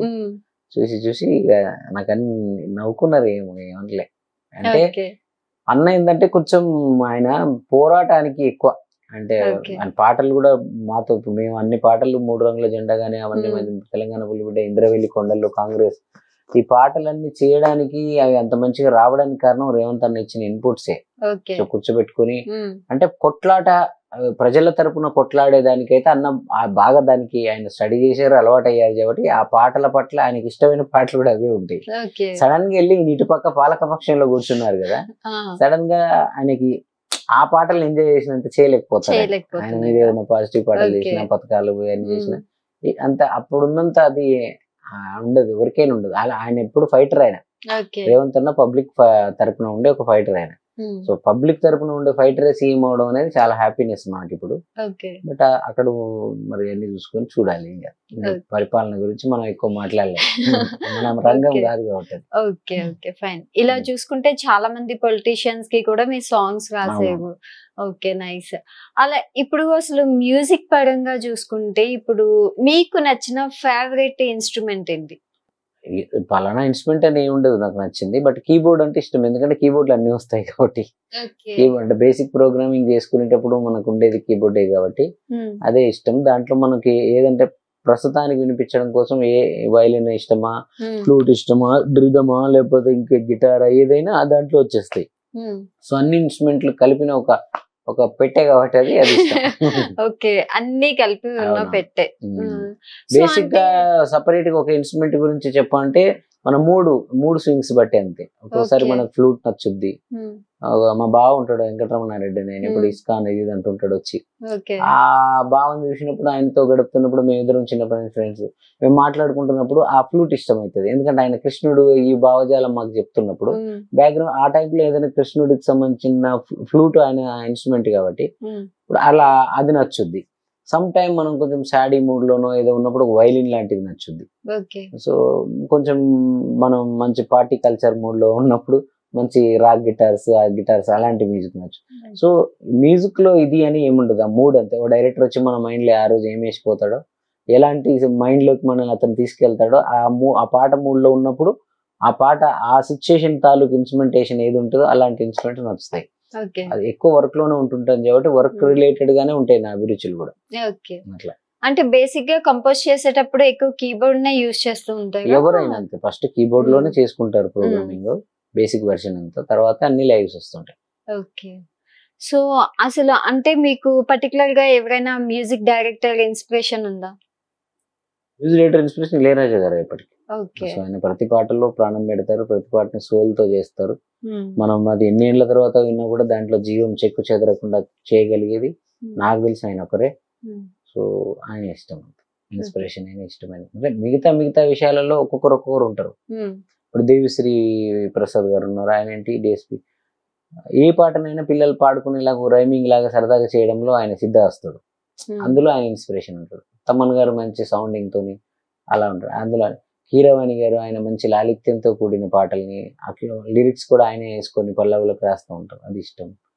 మణి శర్మ గారు ఆయన వేరు, మన కమర్షియల్ హీరోకి కావాల్సిన మ్యూజిక్ ఎలా అయ్యాలో ఆయన చూసి నేర్చుకో చాలా అక్కడ ఉంటారు. బట్ ఓవరాల్గా ఫుల్గా అసలు ఒక మ్యూజిక్ ఇన్స్పిరేషన్ ఎవరంటే మనం ఇళయరాజా గారిని, రెహమాన్ గారిని చెప్తుంటాం. ఇప్పుడు అనిరుద్ధ్ వచ్చాడు, సో తను కూడా ప్రతి పాటలో అది ఎంత కమర్షియల్ సాంగ్ అయినా కూడా దాన్ని మంచి ఒక చిన్నపాటి కొట్టి యంగ్ టింజ్ ఉంటుంది. సో అది అలా అది నేర్చుకోవచ్చు అతని నుంచి. సో అలా నాకు ఎలాంటి అది ఉండదు, ప్రతి ఒక్కరి నుంచి ఎవరు సక్సెస్ కొడితే వాళ్ళ నుంచి ఏదో ఒకటి ఇన్స్పైర్ అవుతుంటారు. ఓకే. అంటే ప్రతి ఒక్క మ్యూజిక్ డైరెక్టర్ కూడా ఒక పర్టికులర్ ఇన్స్ట్రుమెంట్ నాకు ఇది ఫేవరెట్, ఇది క్యారీ ఫార్వర్డ్ చేస్తా చిన్నప్పటి నుంచి అనుకున్నది. మీరు ఫస్ట్ స్టార్ట్ చేసిన ఇన్స్ట్రుమెంట్ ఏంటి? కీబోర్డ్. సిస్టమ్. నా పాటకి నేను బేసిక్ వర్క్ చేసుకోవడం, నేను ఎవరి సపోర్ట్ లేకుండా నేను ఒక పాటని ఒక పాట ఎలా ఉంటుందో ప్రొడ్యూసర్ డైరెక్టర్ వినిపించడం కోసం నేను చేసుకునే అంత నాలెడ్జ్ నాకు రావాలని స్టార్ట్ చేసుకుంది ఫస్ట్ కీబోర్డ్ నుంచి. కీబోర్డ్ సిస్టమ్, ఆ లాజిక్ ప్రో సాఫ్ట్వేర్ నుంచి అవన్నీ. కాబట్టి అది ఎప్పుడు అదే నాకు ఫేవరెట్ అంటే కీబోర్డ్ తోనే మీరు మొత్తం కంపోజ్ చేసుకుంటుంటారు. సో ఓకే, అయితే ఇప్పుడు చూసుకుంటే అసలు మ్యూజిక్ అనేది మీకు ఎంత వరకు మీకు తీసుకెళ్తుంది ముందుకి అనేసి అనుకుంటున్నారు? అంటే మీరు చాలా అప్ అండ్ డౌన్స్ కూడా చూసారు కదా, సో ఒక టైంలో బ్రేక్ అనేది వచ్చేసింది. సో ఆ టైంలో మీకు ఎలా అనిపించింది? ఫర్దర్ గా ఇండస్ట్రీలో నేను క్యారీ ఫార్వర్డ్ అవుతాను అనుకున్నారా? అది ఉండేది నాకు డౌట్. మొదలు ఒకసారి డిప్రెషన్ లో ఉన్నప్పుడు వచ్చేది, మళ్ళీ నేను కంబ్యాక్ అవుతానా లేదా, ఇంకా నా పని అయిపోయిందా అంటే. నా చుట్టూ ఉన్న వాళ్ళు కూడా అలా నెగిటివ్ చెప్పేవాళ్ళు నాకు. ఒకసారి ఇండస్ట్రీలో ఒకసారి ఛాన్స్ దొరుకుతుంది, మళ్ళీ అది యూజ్ చేసుకోకపోతే మళ్ళీ రాదు అని నాకు నా ఎదురుగానే చెప్పేవాళ్ళు అందరూ. అరే ఇది అని అనిపించేది అప్పుడప్పుడు. సో అప్పుడే నేను అనుకున్నానంటే మనలో ఉన్న పాటగాడిని, మనలో ఉన్న కంపోజర్ని, మనలో ఉన్న గాయకుడిని, మనలో ఉన్న రైటర్ని ప్రపంచానికి చూపించడానికి ఇప్పుడున్న ట్రెండ్ లో ఒక సినిమా ఒకటే లేదు. సో యూట్యూబ్ కూడా విస్తరిస్తా ఉంది, దీన్ని పట్టుకొని కూడా నేను ఎందుకు నన్ను కంబ్యాక్ ఇవ్వకూడదు అని చెప్పి దాన్ని పట్టుకున్నాను. అదే మళ్ళీ నన్ను సినిమా దగ్గర తీసుకొచ్చింది. ఓకే. అంటే చిన్ని చరణ్ అని తెలుసు, చిన్ని చరణ్ నుంచి చరణ్ అర్జున్ గా మారడానికి ఏంటి కారణం? అంటే మనము అంత బాగానే ఉన్నప్పుడు ఏది నమ్మం, ఏదమ్మా మనల్ని మించిన వాళ్ళు లేడన్న దాంతో వెళ్ళిపోతాం. ఎప్పుడైతే కొంచెం దెబ్బ తగిలిందో మనకు అన్ని తత్వాలు బోధపడతాయి. సో ఆ టైంలోనే ఆ న్యూమరాలజీ అవన్నీ నమ్మాల్సి వచ్చింది. ఒక మంచి విజయ్ గారని న్యూమరాలజిస్ట్ ఉంటారు, అండ్ నాట్ ఓన్లీ న్యూమరాలజిస్ట్, అంటే ఏదో ఒక బిజినెస్ లాగా చేయరు ఆయన. చాలా ప్రేమగా తనకు వచ్చిన జ్ఞానాన్ని నలుగురికి మంచి చేయాలన్న తత్వంతో చేస్తుంటారు. సో ఆయన బేసిక్ గా అడ్వకేట్, బట్ ఇది ఆయన జ్ఞానాన్ని జస్ట్ హాబీ లాగా చెప్తా ఉంటారు. సో అతనికి నాకెవరో వేరే వాళ్ళ ఫ్రెండ్ దగ్గర పరిచయం అయ్యారు. నేను వెళ్ళి కలిస్తే, నీ పేరులో చిన్ని అని ఉంది కాబట్టి చిన్నగానే అయిపోతున్నావు నువ్వు, సో నీకు తీసేసి చరణ్ పేరు ఉంచుకొని దానికి అర్జున్ అని యాడ్ చేసుకో, నీ జాతకం ప్రకారం ఇది బాగుంటుంది అన్నారు. నేను అన్నాను, ఆ పాత పేరుతో పెద్ద పెద్ద సినిమాలకు పాటలు రాశాను, పెద్దోళ్ళతో పనిచేసాను, పేరెంట్స్ పెట్టిన 10-15 ఏళ్ళు కష్టపడితే ఆ పేరు వచ్చింది, మరి నువ్వు మళ్ళీ కొత్తగా పేరు అంటున్నావు, మరి ఇది ఎన్ని ఏళ్ళు కష్టపడాలి మళ్ళా అని. మరి ఎన్ని ఏళ్ళు పడితే దీనికి బ్రాండ్ వస్తుంది అంటే 6 నెలల్లో దాని మించిన పేరు వస్తుంది దీనికి అన్నారు ఆయన. సో నేను సగం నమ్మి సగం నమ్మక అలా సరే అంటారులే అని అనుకున్నాను. 6 నెలల్లోనే నువ్వురై నేను శిల్పి పాట, అన్నదమ్ముల పాట ఇవన్నీ వచ్చా పేరు పెట్టుకున్న 6 నెలల్లో. అప్పటి నుంచి ఇప్పుడు చిన్ని చరణ్ ఎవరు అంటారు, చరణ్ అర్జున్ తెలుసు. చరణ్ అర్జున్ గానే. ఇంకా అంటే నేమ్ చేంజ్ చేయగానే మీరు పాత దానికంటే ఇప్పుడు గ్రాఫ్ ఇంకా బాగా పెరిగింది అనుకుంటున్నారు?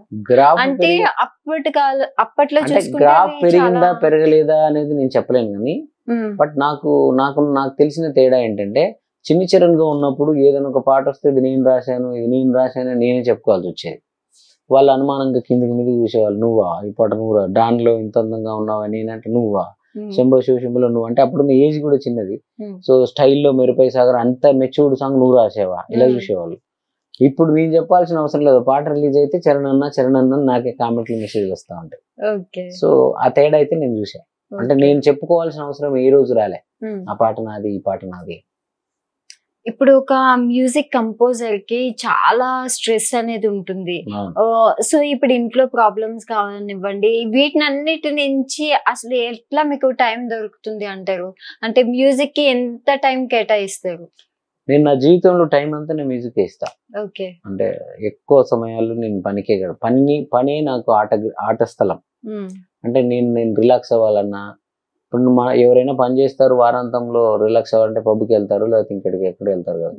నేను పనికే వస్తా, మళ్ళీ నా మైండ్ ఖరాబ్ అయితే వచ్చి సిస్టమ్ మీద కూర్చుంటాను. అయితే ఎవరో డిస్టర్బ్ చేస్తే నన్ను వీళ్ళందరూ కాదు కదా, నాకు పాట కదా నా తోడు ఉండేది, నేను పాట దగ్గరికి వెళ్ళిపోతాను, వస్తా. సో మనుషుల కన్నా నేను పాటని ఎక్కువ నమ్ముతా, ఎందుకంటే ఆ పాటతో నేను మనుషులను కనెక్ట్ అయ్యేది కూడా మళ్ళీ పాటల ద్వారా కాబట్టి. సో నాకు స్టూడియోకి వస్తే పని చేస్తే ఒక భారం లాగా, అబ్బాయి ఆదివారం నాకు కూడా పని చేయాలా, లేకపోతే 11, 12 అయిపోయింది కదా ఇంకా పని చేయాలా, ఇలా ఎప్పుడు అనిపించలేదు నాకు. దాని ఎంజాయ్మెంట్ లాగా, దాని ఒక పిక్నిక్ లాగానే ఉంటది పాట.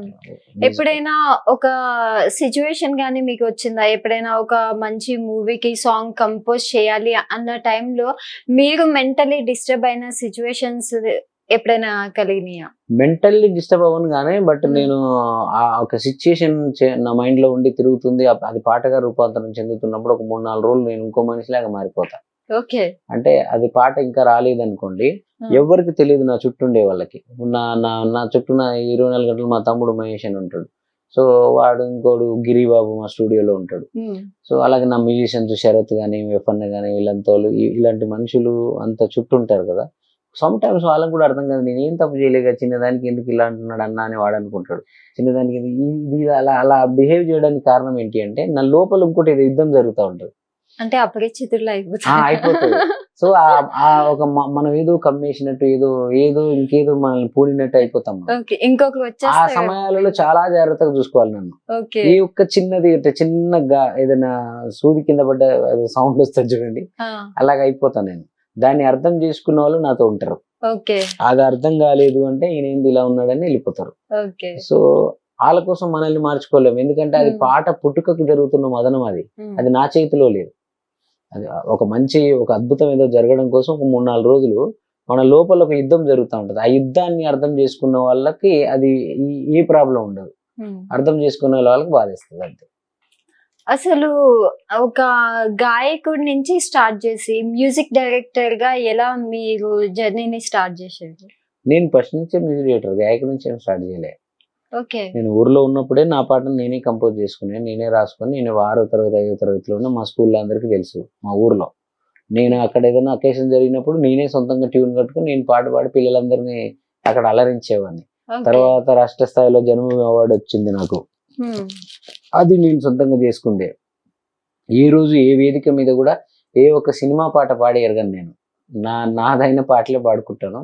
కాకపోతే దానికి ఒక స్టూడియో, ఒక టెక్నికాలిటీ, ఒక మ్యూజిక్, ఒక సిస్టము, ఒక ఇన్స్ట్రుమెంటేషన్లు, ఇవన్నీ అనేవి ఇక్కడికి వచ్చి నేర్చుకున్నానేమో కానీ ఈ కంపోజ్ చేయడం అనేది, అన్ని చేయడం అనేది ఇంటికాడ చేశాను, ఊర్లో ఉన్నప్పటి నుంచే చేస్తూ వచ్చా.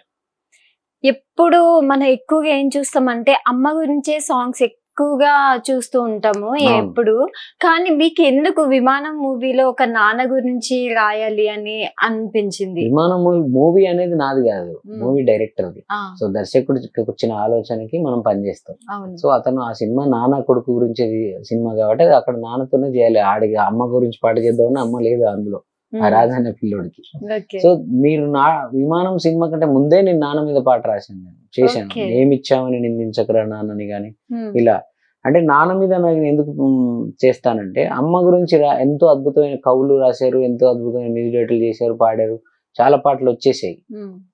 అమ్మ పాటలకి ఏం కొదవలేదు, అమ్మకి ఏం లోటు లేదు, అమ్మకి చాలా పాటలు ఉన్నాయి, నాన్నకే లేవు. నాన్న పాపం, నాన్న ప్రేమని అంత ఈజీగా, అప్పుడు నేను ఏమిచ్చామని నిందించాం రో పాటలో, నువ్వు నింగిన ఎగిరే గాలిపటం నిన్నెగరేసేదే అమ్మ, మీ ఇద్దరికి ఆధారమై, ఆ దారం లాంటోడు నాన్న అని ఉంటది. ఏదైనా గాయం కలిగినప్పుడు మనం అమ్మ అంటాం గాని, ఆ గాయాన్ని మానడానికి మందుకొని నాన్నని మాసం పట్టించుకోం మనం. అమ్మ పక్క నుండి కొడుక ఇట్టయిందా అని డ్రామాలన్నీ చేస్తూ ఉంటది. అది ప్రేమనే గానీ అమ్మ బట్ అమ్మ ఎదురుగా ఉండి అవన్నీ చేయగలుగుతుంది, ఆమె ప్రేమనంతా చూపించుకోగలుగుతుంది. కానీ నాన్న వెనక నిలబడి ఏం చేస్తాడు, ఇప్పుడు ఆయన హాస్పిటల్ తీసుకోవాలి, డబ్బులు ఎట్లా అన్న బాధలో ఉండి కొడుకు దగ్గరకు వచ్చి ఆ నొప్పినంతా పట్టుకొని ఏమైంది కొడుక, ఏమైంది బిడ్డ అని ఏడవడానికి ఆయన టైం ఉండదు పాపం. ఆయన ప్రేమ ఆయన చూపించుకోలేడు, ఆయన బాధ్యతలోకి వెళ్ళిపోతాడు వెంటనే. అరే వానికి ఇప్పుడు గాయం తగిలింది, ఆ గాయానికి ఎన్ని డబ్బులు అవుతాయో, హాస్పిటల్ తీసుకెళ్ళాలి, ఎవరిని అడగాలని ఇలా ఆలోచనలో ఉంటాడు అతను. సో అందువల్ల అతని ప్రేమని ఈ కవులు కానీ, కథలు కానీ, సినిమాలు కానీ తండ్రి ప్రేమని పెద్దగా పట్టించుకోలేదు. అందుకే నేను ఆయన భుజానికి ఎత్తుకున్నా, నాన్న ప్రేమని. అంటే ఈ సినిమాలో నాన్నని ఒక దశరథ మహారాజుని చేశారు. దశరథ మహారాజే నాన్నై పుట్టాడు, నువ్వు రాముడంతా ఎదగరనేడు, నువ్వు కన్న కలలే నెరవేరేను నేడు, అందుకే ఉన్నాడు మీ నాన్నే తోడు. సో ఇలా అంటే నాన్నే మనకు అన్నిటికీ. ఒకటి రెండో మెట్టు నుంచి స్టార్ట్ అవుతాడు, మొదటి మెట్టు వేసింది వాడికి నానే ఉంటాడు. ఒకడు 11 మెట్టు నుంచి స్టార్ట్ అయి ఉంటాడు, 10 మెట్లు వేసింది వాడికి నానే ఉంటాడు. 1, 2, 10 ఎన్నో ఒకటి. నాన్న అయితే ఒక మెట్టు ఏదో ఒకటి వేస్తేనే తర్వాత మెట్టు నుంచి మనం ప్రయాణం చేస్తాం. కాబట్టి నేను నా దృష్టిలో ఇప్పుడు నాన్ననే హీరో. అంటే అమ్మ స్థానం అమ్మదే, అమ్మ దేవత. కానీ బట్ నాన్న ఎందుకో నాకు ఎక్కువ నాన్నతో అటాచ్మెంట్. మా నాన్నతో కూడా నిజ జీవితంలో కూడా నాకు ఎక్కువ నాన్నతో అటాచ్మెంట్. అంటే ఇప్పుడు చూసుకుంటే ఎక్కువగా మీరు అన్నదమ్ముల పైన, సంబంధాల పైన, ఇట్లా అక్క చెల్లెల గురించి రాయడం కానీ, ఈ బంధాల గురించి రాయడానికి గల కారణం ఏంటి? అదే నేను ఇప్పుడు అరచేతుల్లోకి సెల్ ఫోన్ వచ్చి టెక్నాలజీ మారిపోయిన తర్వాత మనుషుల మధ్య దూరం పెరిగిపోయి అందరు చిన్న చిన్న న్యూక్లియర్ ఫ్యామిలీస్ అని, పెళ్లి చేసుకోగానే అమ్మొద్దు, నానొద్దు, అత్తొద్దు, మావద్దు, సో నువ్వు నేను ఇద్దరమే ఉందాం, సో అన్నలు లేరు, తమ్ముళ్ళు లేరు. ఆ చిన్న చిన్న విషయాలు, చెప్పకూడని విషయాలు కూడా, అంటే ఒక మాట చెబితే ఆ బంధమే చచ్చిపోతుంది అని తెలియకుండానే. పాతకాలంలో మీకు చూస్తే మన అన్నదమ్ముల మధ్య ఏదైనా చిన్న ఇష్యూస్ ఉన్నా, లేకపోతే ఇంకేది ఉన్నా, అది ఎంత పెద్దదైనా కూడా దాచిపెట్టి ఇది చెప్తే వాడికి కోపం వస్తుంది అని చెప్పి మనాళ్ళు అది చెప్పకుండా మన దగ్గర ఐడి చేసేవాళ్ళు, చెప్పాల్సిన విషయం చెప్పేవాళ్ళు ఐడి. ఇప్పుడు అలాగే మన వైఫ్ ఉందనుకోండి, మన బ్రదర్స్ గురించి, లేకపోతే మన సిస్టర్స్ గురించి, మన ఇంకెవరి గురించి ఆ కంప్లైంట్ ఏదో ఉంటుంది, అది చెప్పితే మన మనసు ఇరిగి సంవత్సరాల తరపుడు కూడా వాళ్ళతో మాట్లాడలేము మనం. అయినా కూడా ఆ మాటను అలా చెప్పేస్తారు వీళ్ళు. అంటే నేను ఇలా అన్నది, నేను అలా అన్నది, లేకపోతే ఆమె అలాంటి ఆమె ఇలాంటి ఆమె, ఇలాంటివి ఎక్కువైపోయి చిన్న చిన్న విషయాలకే బంధాలు దూరం అయిపోయి.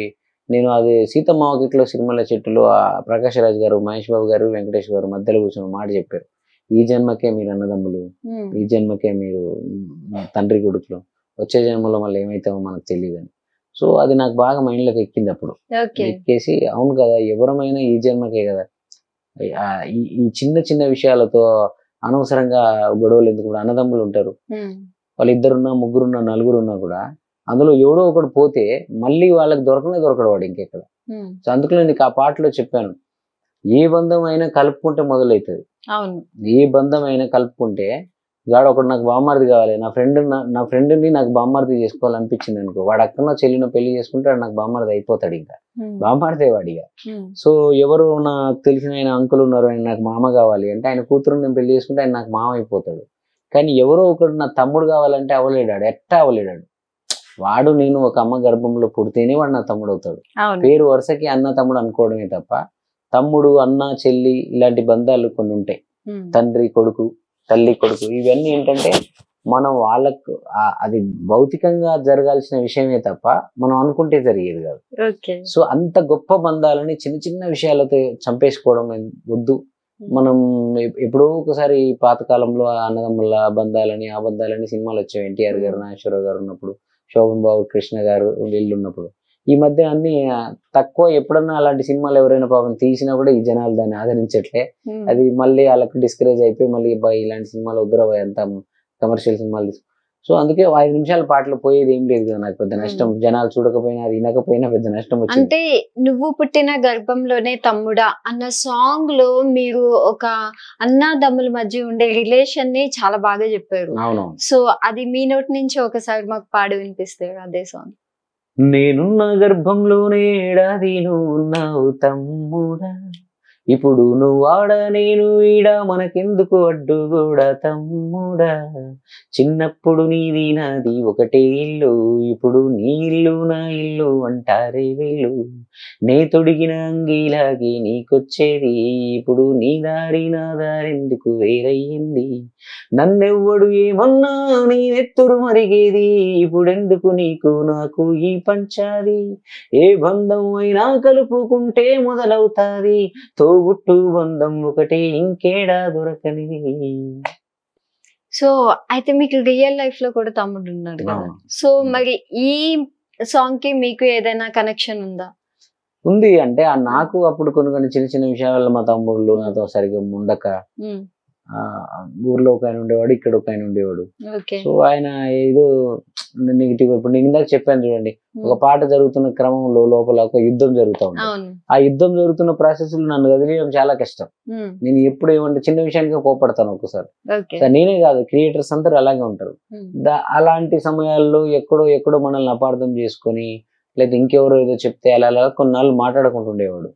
సో మా తమ్ముడు ఎందుకు మాట్లాడతలేడు నాతో, మా తమ్ముడు ఎందుకు నా దగ్గర, నేనేమున్నాను అని అనే సెన్స్ ఉంటుంది లోపల. సో నా ఒక్క తమ్ముడు గురించి నేను ఒక ఏదో పాట చేసుకుని నా బాధ ఇది మీరంతా వినండి అనడం కన్నా, దాన్ని యూనివర్సల్ గా చేస్తే, ప్రతి ఇంట్లో అన్న ఉంటాడు, ప్రతి ఇంట్లో తమ్ముడు ఉంటాడు కదా, సో అందరికి కనెక్ట్ అయ్యేలాగా దాన్ని జనరల్ టాపిక్ లాగా చేసి అలా వదిలేను. సో ఆ పాట పుట్టడానికి మా తమ్ముళ్ళే కారణం. శంభో శివ శంభో సాంగ్ తీసుకుంటే అది ఒక స్పిరిచువల్ సాంగ్ అని చెప్పొచ్చు. సో అది రాయడానికి గల ఇన్స్పిరేషన్ ఏంటి మీకు? అంటే స్టోరీని బట్టి రాసారా, లేకపోతే దానికి ఇన్వాల్వ్ అయ్యి కూడా రాసారా? అంటే నేను బేసిక్ గా ఏంటంటే అంకిత, ఏ సినిమాలో ఏ పాట చేసినా, ఇండిపెండెంట్ చేసినా, ఆ పాట ఆ సందర్భాలకి ఎప్పటికది ప్రథమంగా ఉండాలి, అంటే ప్రథమ వరుసలో ఉండాలి. స్కూల్లో బెంచీలన్నీ ఉంటాయి చూసావా, సో ఈ నుంచి అడుగు 10 బెంచీలు ఉంటాయి. నేను ఏ సందర్భానికి తీసుకున్నా ఈ పాట, అది సినిమా కావచ్చు, ఇండిపెండెంట్ కావచ్చు, ఆయా సందర్భాల పాటల లిస్ట్ తీసినప్పుడు అది ప్రథమ వరుసలో ఉండాలనే సంకల్పం నాది. ఇప్పుడు ఎగ్జాంపుల్ మనం స్కూల్ క్లాస్ రూమ్ లో ఒక 10-20 బెంచీలు ఉంటే మొదటి బెంచీలో ఉన్నోడికి ప్రాధాన్యత, ఎందుకంటే సార్ వాడి వైపు చూసి పాఠం చెప్తా ఉంటారు.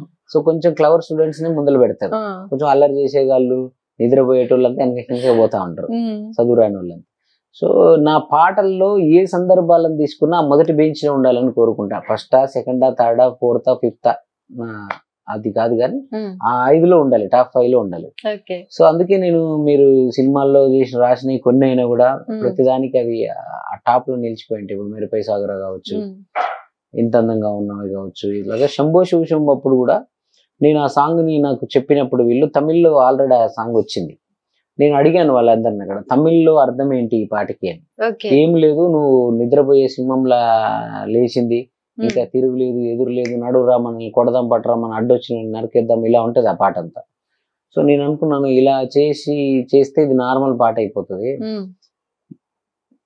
ఏ ఊర్లో ఏ జంట లేచిపోయినా మొట్టమొదటి బలయ్యేది వాళ్ళ ఫ్రెండ్సే.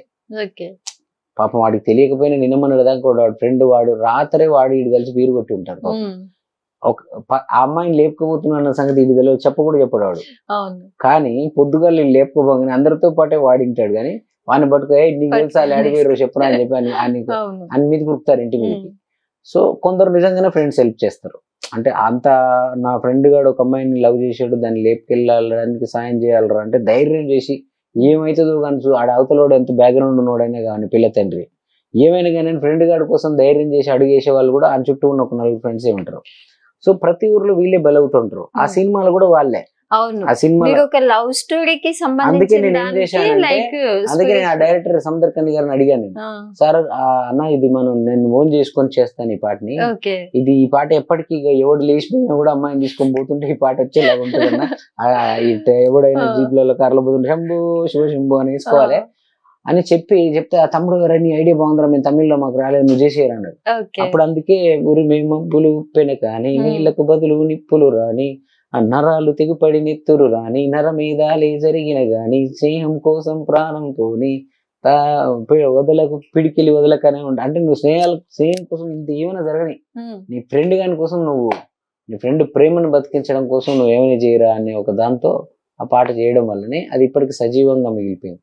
ఇప్పటికి కూడా ఎవరైనా బయటికి వెళ్తుంటే ఆ పాటని వేసుకొని అండ్ change లైక్ చేస్తా ఉంటా. అక్కడ ఏంటంటే ఎక్కువ స్ట్రాంగ్ ఏంటంటే శంభో శివ శంభో శంభో శివ. అన్న టూ శం- వర్డ్స్ కూడా నేను ఆ. శివుణ్ణి గుర్తు చేస్తూ చేసిన ప్రతి పాట ఇట్టేనది. ఉమ్, ఆ రోజు శంభో శివ శంభో కావచ్చు, మొన్నటికి మొన్న నువ్వు రాయి నేను శిల్పి కావచ్చు, ఉమ్, లెగరా సాంబయ్య అని మొన్న ఒక పాట చేశాను, భిక్షమమ్మ మా పిన్నయ్య పాడింది తను, ఓకే విహా భిక్షమమ్మ అని ఇద్దరు పాడారు. ఉమ్, సో ఆ పాట బ్లాక్ బస్టర్ అయింది ఈ మధ్య కాలంలో. ఆమెనే వేరే పెద్ద సింగర్ చేసేది భిక్షం మా పిన్నని. ఉమ్, అలాగే మన 3 రంగుల జెండా పాట కూడా ఫస్ట్ శివుని పాట అది, ఓకే శివుడి మీద చేసిన పాటనే 3 రంగులు చేసింది. సో అలాగా మంగ్లీతో నేను జగమంతా నీదే కదా రాజంగం అనే పాట. సో ఎప్పుడు శివుడి పాట చేసినా అది బ్లాక్ బస్టర్ అవ్వడము, లేకపోతే ఏదో నా జీవితంలో అది అత్యంత గొప్ప పేరు తీసుకురావడం జరుగుతుంది. ఇప్పుడు రామ్ చరణ్ గారికి కూడా ఒక సాంగ్ రాశారు, దిల్లక్ దిల్లక్. డిల్లకు డిల్లకు. ఎప్పుడైనా అనుకున్నారా రామ్ చరణ్ గారికి ఇట్లా సాంగ్ రాస్తాను అనేసి? రామ్ చరణ్ గారికి, చిరంజీవి గారికి, పవన్ కళ్యాణ్ గారికి అనుకుని వచ్చాను కదా నేను. ఓకే But అంటే లైక్ వాళ్ళని కాదని రామ్ చరణ్ గారితో అదే వచ్చింది అది కదా అది ఒక chance. అది ఒక లక్. ఎందుకంటే మెగా ఫ్యామిలీ అంటే నాకు చాలా ఇష్టం. ఆ, చిరంజీవి గారిని చూస్తూనే పెరిగాము, చిరంజీవి గారి పాటలు వింటూనే పాటల పట్ల ప్రేమను పెంచుకున్నాం. ఉమ్, ఏ రోజుకైనా చిరంజీవి గారి సినిమాకి పనిచేయాలి అని పాట లిరిక్ రైటర్ గా ఉంటుంటే నేను ఈ పాటికి అన్ని వరుస పెట్టేటున్నాయి. అవునా? చిరంజీవి గారు, Okay. పవన్ కళ్యాణ్ గారు, బాలకృష్ణ గారికి రాశాను, మహేష్ బాబు గారు, వీళ్ళందరికీ, అల్లు అర్జున్ గారికి అందరికీ. బట్ మ్యూజిక్ డైరెక్టర్ అని నేను ఒకటి పెట్టుకున్నాను కాబట్టి టార్గెట్ మ్యూజిక్ అనేది కొంచెం మ్యూజిక్ మొత్తం మనకి ఇచ్చేయాలంటే మనం కొంత వాళ్ళకి కనిపించాలి ఇంకా. ఉమ్, సో మనం ఏంటంటే బట్టల షాప్కి వెళ్తే బయట తగిలిచ్చినవి ఉంటాయి చూడండి, 4-5 సెట్లు చూడంగా అయ్యే చూస్తాం మనం. లోపల మడత పెట్టి చాలా అద్భుతమైన బట్టలు ఉంటాయి. నేను అలాంటి ఉన్నాయి కానీ ఓకే లోపల మడత పెట్టి ఉన్నాను కాబట్టి ఇంకా తెలియట్లే. ఓకే సో మనం ఒక రోజు అద్దం మీదకి వస్తాం, ఆ రోజు Hmm. తప్పకుండా ఈ పెద్ద హీరోలు అందరూ చేస్తాం. ఓకే కానీ ఈ పెద్ద హీరోల్లో నేను రామ్ చరణ్ గారికి, అంటే ఈ తరంలో రామ్ Hmm. చరణ్ గారికి ఒక్కరికే నేను రాశాను. అది కూడా మీకు చూడండి, ఉమ్, కమర్షియల్ పాటల లిస్ట్ లో తీసుకొస్తే ఆ డిల్లక్ డిల్లక్ తప్పకుండా ఉంటుంది. అవును అలా అందులో రాసిన పదాలు కానీ, అందులో Hmm. రాసిన కొనిదెల వారి కొడుక అంటే అప్పటిదాకా రామ్ చరణ్ గారి ఇంటి పేరు కొనిదెల అని చాలా మందికి తెలియదు. ఆ, సో చిరంజీవి గారు అంటే మెగాస్టార్ అన్నట్టే ఉంటది కదా మనందరికి. నేను కూడా అలాగే మెగాస్టారే, వాళ్ళ ఇంటి పేరేమో అనుకునేటోడు. ఉమ్, అలాగా ఏదో ఒక స్పెషాలిటీ ఉంటుంది. మాస్ సాంగ్, మసాలా సాంగ్ అయినా కూడా అందులో ఏదో ఒకటి పెట్టడానికి ట్రై చేస్తుంటాను నేను. ఆ సాంగ్ ఒకసారి పాడుతుంది. మిలుకు మిలుకు సిలక నీ మీట పెదవే కొరక, కొనిదెల వారి కొడుక నీకప్పుడే ఎంతటి దుడుక, ఏమైందో నిన్ను చూశాక ఎగిరిందే మనసేనక, అరే తెల్ల తెల్ల తెల్ల తెల్ల తెల్ల కోడి పిల్ల, నువ్వు తెల్లాడిల్లి తెల్లవుతావే తెల్లవారే కల్లా, డిల్లకు డిల్లకు డిల్లకు డిల్లా డిల్లకు చెయ్యక పిల్ల. ఓకే ఇలా. అంటే ఆ టైంలో రామ్ చరణ్ గారి దగ్గర పెళ్ళి నుంచి అవుతుందా? ఏదైనా కాంప్లిమెంట్స్ వచ్చినాయా ఫోన్ లో మీకు? మాట్లాడారు, ఓకే నాన్నగారు ఆ డిల్లక్ డిల్లక్ అనే పదం అర్థం అట్లయితే తీసేయమని అన్నారు. ఓకే లేదు సార్ ఇలా బాగుంటది అండి అది అని నేను కన్విన్స్ చేశాను. ఉమ్, ఆడియో ఫంక్షన్ లో కూడా నేను చిరంజీవి గారు, రామ్ చరణ్ గారు ముందే నా ముందు కూర్చుంటే వెనకే కూర్చుంటా, ఫోటో కూడా ఓకే ఉంటుంది. ఓకే ఓకే సో అప్కమింగ్ ఇంకా చిరంజీవి గారితోను, నాగార్జున గారితోను ఎవరితో చేయాలని ఉంది ఫస్ట్ వస్తే గానీ? నేను అందరితో చేయాలి. నేను చెయ్యాలా? ఇప్పుడు Okay. నా కుటుంబ సభ్యులు, నా బంధువులు అంటే నా సినిమా వాళ్ళు, నా హీరోలు, నా డైరెక్టర్లే. ఓకే సో వీళ్ళందరితో కలిసి పనిచేయాలని ఎవరికైనా ఉంటుంది, నాకు ఉంది. బట్ అలా అని అవి రావట్లేవు, వాళ్ళు ఇవ్వట్లేరు అని అలా డిప్రెషన్ లో నేను ఎప్పుడు ఉన్నాను. ఉమ్, నా దగ్గరికి ఎవరు వస్తే వాళ్ళని సూపర్ స్టార్ అనుకుంటాను. నా ఓకే దగ్గర నా స్టూడియో గడప తప్పి నాకు ఎవరు సినిమా ఇస్తే వాళ్ళే నాకు పెద్ద పెద్ద. డైరెక్టర్ లాగా ఫీల్ అయ్యి నేను పనిచేస్తాను. ఓకే అలా పనిచేసినప్పుడే నిజంగా ఆ పెద్దోళ్ళు కూడా మనల్ని పిలిచే టైం వస్తుంది ఒక రోజు, అది నమ్ముతాను నేను. ఓకే మీరు చేసిన సాంగ్స్ అన్నిటిలో మీ ఫేవరెట్ సాంగ్ ఏంటి? ఇప్పుడు సినిమాల్లో అంటున్నాను, ప్రైవేట్ అన్న సినిమాల్లో సినిమాల్లో ఇది అని ఉండదు. But as a music director గా కూడా నాకు, నేను ఎప్పుడైతే కలగంటున్నానో నా పాట నేను మ్యూజిక్ డైరెక్టర్ గా అఫీషియల్ గా నా పేరుతో వచ్చిన ఒక పాట అందరికి వైరల్ అవ్వాలని కలగన్నాను కదా. సో ఆ కళను నెరవేర్చింది కాబట్టి నాకు ఆ విమానంలో రేలా పాట ఇష్టం. ఇప్పుడు ప్రైవేట్ ఆల్బమ్స్ నుంచి తీసుకుంటే ఎక్కువగా ఏ సాంగ్ ఇష్టం? అంటే మీరు చాలా ఇప్పుడు అన్న చెల్లి కానివ్వండి, అన్న తమ్ముళ్ళు ఇట్లా పాడారు కదా, సో మీరు పల్లెల గురించి కూడా పాడారు. సో వీటన్నిటిలో మీకు బాగా కనెక్ట్ అయిన సాంగ్ ఏంటి? నాకు ఎక్కువ కనెక్ట్ ఆకలి అనే ఒక పాట ఉంటుంది.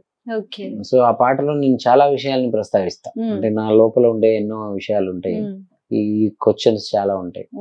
దాంట్లో మంచి మంచి విషయాలు ఉంటాయి. అంటే ఈ దునియా మీద ఎవరేం చేసినా, ఇప్పుడు నేను ఎక్కడెక్కడైతే హైదరాబాద్కి వచ్చిన తర్వాత చూసి ఈ 15-20 years హైదరాబాద్లో నేను నా బ్రెయిన్లోకి వచ్చిన ప్రతి అంశం అంతా అలా అలా అలా ఉండిపోయి అది ఆ పాటలో వచ్చేసినాయి. మీ మాటల్ని ఇప్పుడు ఆ పాటను ఒకసారి పాడి వినిపించేయండి. సో ఆ పాటలో వచ్చినాయి. సో అందువల్ల నాకు ఆ పాట బాగా ఇష్టం. ఓకే.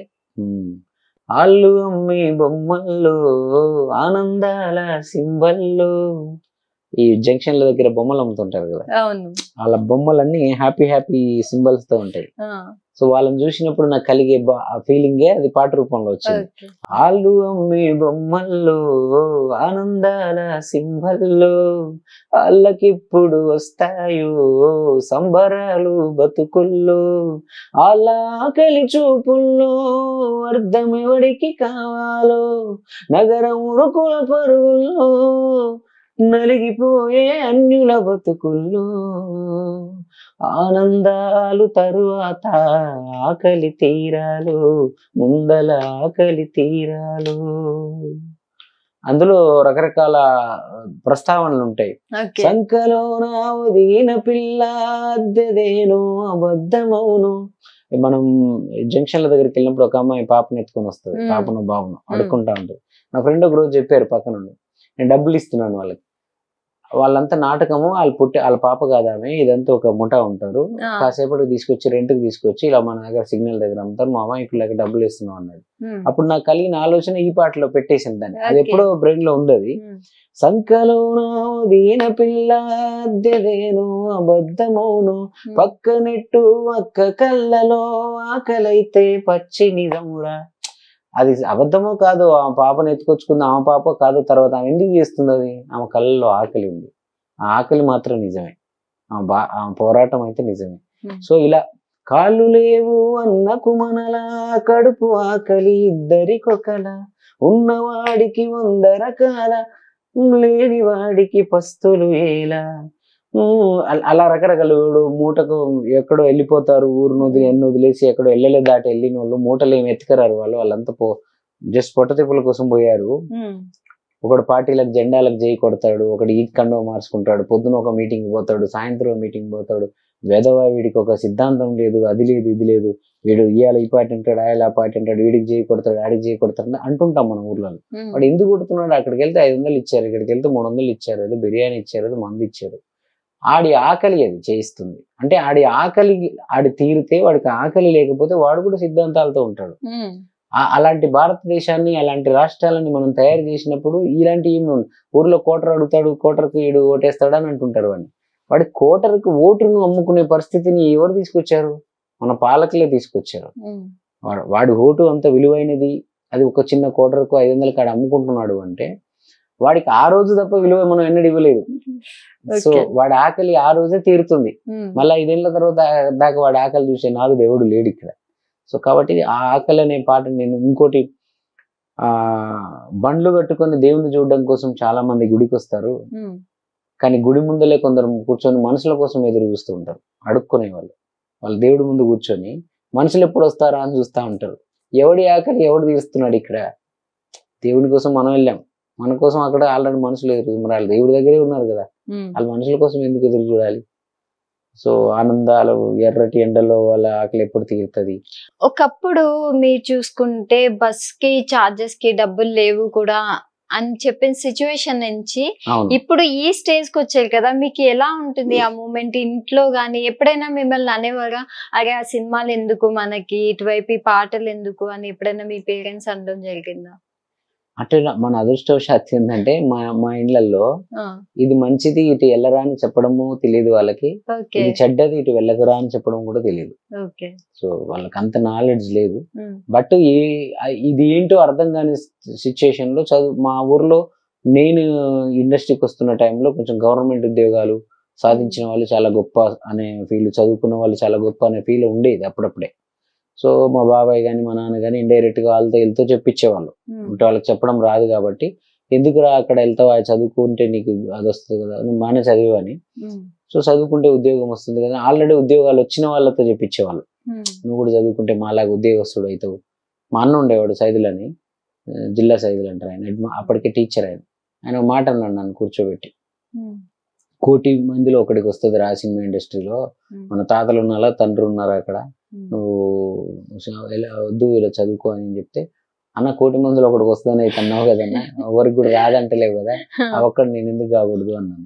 అబ్బా నీ క్లారిటీ ఉందిరా, నీకేం చెప్పలేమని చెప్పి ఇక అన్నాడు ఆయన. ఇంకా అప్పటి నుంచి నన్ను ఎవరేమనలే, ఇక్కడ ఇక మనం తిప్పలేదు, మనం పడేసాం. ఓకే. అండ్ ఇప్పుడు మీ పిల్లలకి ఈ మ్యూజిక్ ని అందజేస్తున్నారా, వాళ్ళు నేర్చుకుంటున్నారా, వాళ్ళకి ఇంట్రెస్ట్ ఉందా? పిల్లలు చిన్నోళ్ళే అండి, ఇప్పుడు ఇంకా 4-5 years ఉన్నారు. బట్ వాళ్ళకి కొంచెం ఇంట్రెస్ట్ ఉంది. మా వాడు పాటలు పాడతాడు, పాప ఆల్రెడీ డాన్స్ నేర్చుకుంటుంది. సో బట్ ఏదైనా స్టడీయే మెయిన్. వాళ్ళకి చదువు అనేది అందరి పిల్లల్లాగా వాళ్ళు చదువుకుంటూ, వాళ్ళ ఫాదర్ నుంచి ఆ కళలు ఏమైనా వాళ్ళ లోపల వచ్చినప్పుడు, మా నాన్న చిన్నప్పుడు నేర్పించుంటే బాగుండేదని మనల్ని అనుకుని ఉండడం కోసం నేర్పించి పెడతాం. బట్ న్యాచురల్ గా వాళ్ళకు కూడా వస్తేనే ప్రజలు ఆదరిస్తారు, మనం రుద్దితే ఆదరించారు. ఇప్పుడు యాక్టర్స్ అన్ని ఇంకా ఇలాంటివన్నీ మనం తయారు చేయొచ్చు, కానీ ఈ క్రియేటివ్ రంగాలని మ్యూజిక్ డైరెక్టర్ పుడతాడు, మ్యూజిక్ డైరెక్టర్ తయారు చేయలేము. పాటల రచయిత పుడతాడు, సింగర్ పుడతాడు, అతన్ని తయారు చేయలేము. అతన్ని మెరుగుపరిచే శిక్షణలు ఇప్పించగలం, కానీ అతను మీ బేసిక్ ప్రతిభని మనం అంటించలేము. అది ఎవరు అంటించాలని అంటే, ఇప్పుడు ఇళయరాజా గారికి ఉన్నారు, ఆయన కడుపులో పుట్టిన వాళ్ళందరూ గొప్ప వాళ్ళు అవ్వలేదు కదా. ఒక యువన్ శంకర్ రాజా గారు ఒక్కరు సక్సెస్ అయ్యారు. అలాగే రకరకాలు ఉంటారు. అందరు మ్యూజిక్ డైరెక్టర్ల పిల్లలు, హీరోల పిల్లలంతా హీరోలు అయ్యారు, మ్యూజిక్ డైరెక్టర్ పిల్లలందరూ మ్యూజిక్ డైరెక్టర్లు ఏమి అవ్వలేదు. సో కాబట్టి అయినా సక్సెస్ అవ్వలేదు వాళ్ళు. సో కాబట్టి నేనేమంటే, మనం మన బాధ్యతగా మన టర్మ్ ఉన్నప్పుడు, మన చేతిలో ఉన్నప్పుడు వాళ్ళకి కావాల్సిన విద్యలు నేర్పించాలి. కానీ చదువే మెయిన్. వాళ్ళు చదువులో వెళ్ళాలి, స్టడీస్ లో వెళ్ళాలంటే వెళ్తారు. వాళ్ళ టైం వచ్చినప్పుడు అప్పటికి అన్ని మారిపోతాయి, మన మాటలన్నీ అవుట్డేటెడ్ అయిపోతాయి. నీకేం తెలియదు, నాన్న ఇప్పుడు ట్రెండింగ్ నడుస్తుంది అంటారు వాళ్ళు. సో నేను అది వద్దాను. నా బాధ్యతల వరకే పిల్లల పట్ల నివర్తిస్తా, కానీ నేను ఎక్కువ వాళ్ళు ఏదో అవ్వాలని, వాళ్ళు నాకేదో చేయాలని నేను ఎప్పుడు రియాలిటీలో ఉంటా, ప్రాక్టికల్ లో ఉంటా. నాకు నేనే చేసుకోవాలి, మనకి ఎవరు చేయరు. అంతే. సో ఇప్పుడు దివాళీ వస్తుంది కాబట్టి, దివాళీ నుంచి సందర్భంగా ఒక డివోషనల్ సాంగ్ ఏదైనా పాడతారా మీకు నచ్చింది? దివాళీకి సంబంధించిన ఏం లేవా? అంటే డివోషనల్ గా మీరు చెప్పాను కదా, శివుడి మీద పాటలు అవి చేయడం, శివరాత్రికి అవి తప్ప పెద్దగా అంటే సందర్భాలు రాలేదు. అంటే ఎక్కువ నేను ఎక్కువ మనిషితనం మీదనే ఎక్కువ ఉంటది నాకు, దేవుడి కన్నా మనుషుల్లో దేవుడిని చూస్తుంటాను. దేవుడినే రాయి చేశారు కదా, అంటే నేను మనుషుల్లో దేవుడిని చూస్తాను. అంటే దేవుడు అంటే విగ్రహారాధన అవన్నీ ఉంటాయి, బట్ గుడికి వెళ్తాను అందరితో పాటు. కానీ పెద్దగా అది అంటే ఆ విగ్రహాలకు మొక్కే టైంలోనే వాటితో గడిపే ఆ సమయాన్ని కూడా మనల్ని ఇష్టపడే వాళ్ళు, మనతో మాట్లాడాలనుకునే వాళ్ళతో గడిపితే బాగుంటది. వాళ్ళ నుంచి మనకు కొంత నాలెడ్జ్ వస్తుంది. అంటే మనతో ఇప్పుడు మనం జనరల్ గా, మీరు నన్ను క్వశ్చన్స్ అడుగుతున్నారు, నేను అలాగే సైలెంట్ గా ఉన్నాను, మీకు చిరాకు వేస్తుంది కదా. దేవుడి దగ్గర నాకు అంతే వస్తుంది. ఆయన ఏం మాట్లాడడం, మనం పోయి ఎంత మాట్లాడతాం. మాట్లాడే మనిషి ఎదురుగా ఉంటాడు ఒకడు, వాడితో మాట్లాడదాం, ఆయనే దేవుడు అనుకుంటే అయిపోతుంది. అంటే దేవుడిని నమ్ముతా, బట్ మరీ అంత ఓవర్ యాక్షన్ చేయను. ఇక అబ్బా దేవుడే అంతా, ఆయన భారం అంతా మన మూటా ముల్లి అన్ని తీసుకుపోయి ఆయన మీద పడేసి ఇక నువ్వే చూసుకోవాలి అని చెప్పి, ఒకవేళ మనం అనుకున్నది కాలేదంటే తెల్లారిపోయి మళ్ళీ శాపనార్థాలు ఏం దేవుడు అయ్యా, నీకోసం శనివారం ఉపవాసం ఉంటి, సోమవారం ఉపవాసం ఉంటి, నువ్వు ఇన్ని రోజుల నుంచి చేస్తే నా గిట్టే నా చేసిందని పాపం ఎంతో మంది తిడతా ఉంటారు, వింటా ఉంటుంది. నేను కూడా తిట్టడం ఎందుకు మళ్ళీ ఆయనని. మనం ఆయన మనల్ని పూజించమన్నాడా, మనల్ని ఉపవాసాలు ఉండమన్నాడా, మళ్ళీ ఏం కాకపోతే వచ్చి తిట్టమన్నాడా? ఏం చేసుకోవాలని నీ చేతిలోనే ఉంటుంది. నీలో చిత్తశుద్ధి ఉంటే, ఎదుటి మనిషిలో దేవుని చూడగలిగే గుణం నీకు ఉందనుకో, ఆటోమేటిక్ గా ఆ దేవుడు ఆయన గుడికి రాకపోయినా నిన్ను దీవిస్తాడు ఆయన. సో చరణ్ అర్జున్ గారి దగ్గర నుంచి మేము ఇంకెంత ఎక్స్పెక్ట్ చేయొచ్చు? రాబోయే ప్రాజెక్ట్స్ ఎలా ఉండబోతున్నాయి? నేను నా గురించి నేనే అవి పెట్టుకోను. సో నాకు ఎప్పుడు ఏది వస్తే అది చేసేస్తా, అంత నాకు ఎప్పుడు ఎత్తు వస్తే అది చేస్తా. సో ఇప్పుడే ఒక 100 కోట్ల సినిమా డైరెక్టర్ వచ్చి నన్ను నిన్ను సెలెక్ట్ చేసుకున్నాను, నువ్వు మ్యూజిక్ చేయి చరణ్ అన్నా, అంతే చేస్తా. ఒక 7 కోట్ల రూపాయల సినిమా వచ్చి నువ్వంటే ఇష్టం చరణ్, నువ్వు నీ పాట ఇష్టం, అది ఇష్టం, నా సినిమాకి నీ అవసరం ఉంది అని మంచి కథ నాకు చెప్తే అది కూడా చేస్తా. సో ఇది పర్టికులర్ గా ఉండదు. నేను చెప్పాను ఇందాక, మనిషే ముఖ్యం. 100 కోట్ల డైరెక్టర్, 1 కోటి రూపాయల డైరెక్టర్ నాకు అవసరం. ఆ మనిషి నాతో ఎలా ఉంటున్నాడు, నాకెంత ఎంత ప్రేమిస్తున్నాడు, ఎంత వాల్యూ ఇస్తున్నాడు, నా వర్క్ ని అతను ఎంత రెస్పెక్ట్ చేస్తున్నాడు, ఇంతవరకు. సో కాబట్టి నేను అంచనాలు నేను పెట్టుకోను, మీరు కూడా పెట్టుకోకండి. అవి మెరుపులాగా సడన్ గా వచ్చేస్తానే అంటే అవి సడన్ గా షాక్ అవుతాయి. అద్భుతాలు అయితే ఒక్కోసారి నార్మల్ ఉంటాయి, నార్మల్ ఉంటాయి, అంతే అట్ టైం అంతే. ఒకే తల్లికి పుట్టిన 4 పిల్లలు అందరూ అద్భుతం అవరు. ఒకడు నార్మల్ ఉంటాడు, ఇంకోటి ఉంటాడు, పెద్దోడు చిన్నోడు ఎవడో ఒకడు గొప్పోడు ఉంటాడు. కానీ ఆ గొప్పోడు ఆ మిగతా వాళ్ళందరినీ కూడా గొప్ప వాళ్ళని చేస్తాడు. అలాగే ఒక 4 పాటలు రిలీజ్ అయినప్పుడు యావరేజ్ ఉండొచ్చు, కానీ ఒక బ్లాక్ బస్టర్ సాంగ్ వచ్చిన తర్వాత మళ్ళా అన్ని అవి కూడా లేస్తాయి మళ్ళీ. అది నమ్ముతాను నేను. ఇప్పుడు అన్ని పాటలు అప్పుడే హిట్ అవ్వవు some times. Okay, thank you so much Jagan Arjun గారు. మా కోసం మీ సమయాన్ని కేటాయించి మంచి ఇంటర్వ్యూని ఇచ్చారు. నేను కూడా చాలా బాగా ఎంజాయ్ చేశాను. అండ్ మీకు ఇంకా లైఫ్ లో మంచి మంచి ప్రాజెక్ట్స్ రావాలి, ఇంకా హైట్స్ కి మీరు వెళ్ళాలని మనస్ఫూర్తిగా మా ఏఎన్ఎన్ న్యూస్ నుంచి కోరుకుంటున్నాను. Thank you. నేను కూడా చాలా ఎంజాయ్ చేసిన. అలాగే ఏఎన్ఎన్ ఛానల్ ప్రేక్షకులందరూ కూడా దీపావళి శుభాకాంక్షలు. Okay, thank you so much అండి. సో చూసారు కదా జగన్ అర్జున్ గారితో ఇంటర్వ్యూ. నేనైతే బాగా ఫుల్ గా ఎంజాయ్ చేశాను. ఆయన చాలా విషయాలు అయితే తన పర్సనల్ లైఫ్ గురించి అలాగే మ్యూజిక్ గురించి నాకైతే వివరించారు. సో మీరు కూడా ఈ ఇంటర్వ్యూని చూసి బాగా ఎంజాయ్ చేయాలి అని కోరుకుంటున్నాను. నెక్స్ట్ మరొక ఇంట్రెస్టింగ్ సెలబ్రిటీతో మీ ముందుకు వచ్చేస్తాను. Until then watch ANN news Telugu. This is Ankita signing of.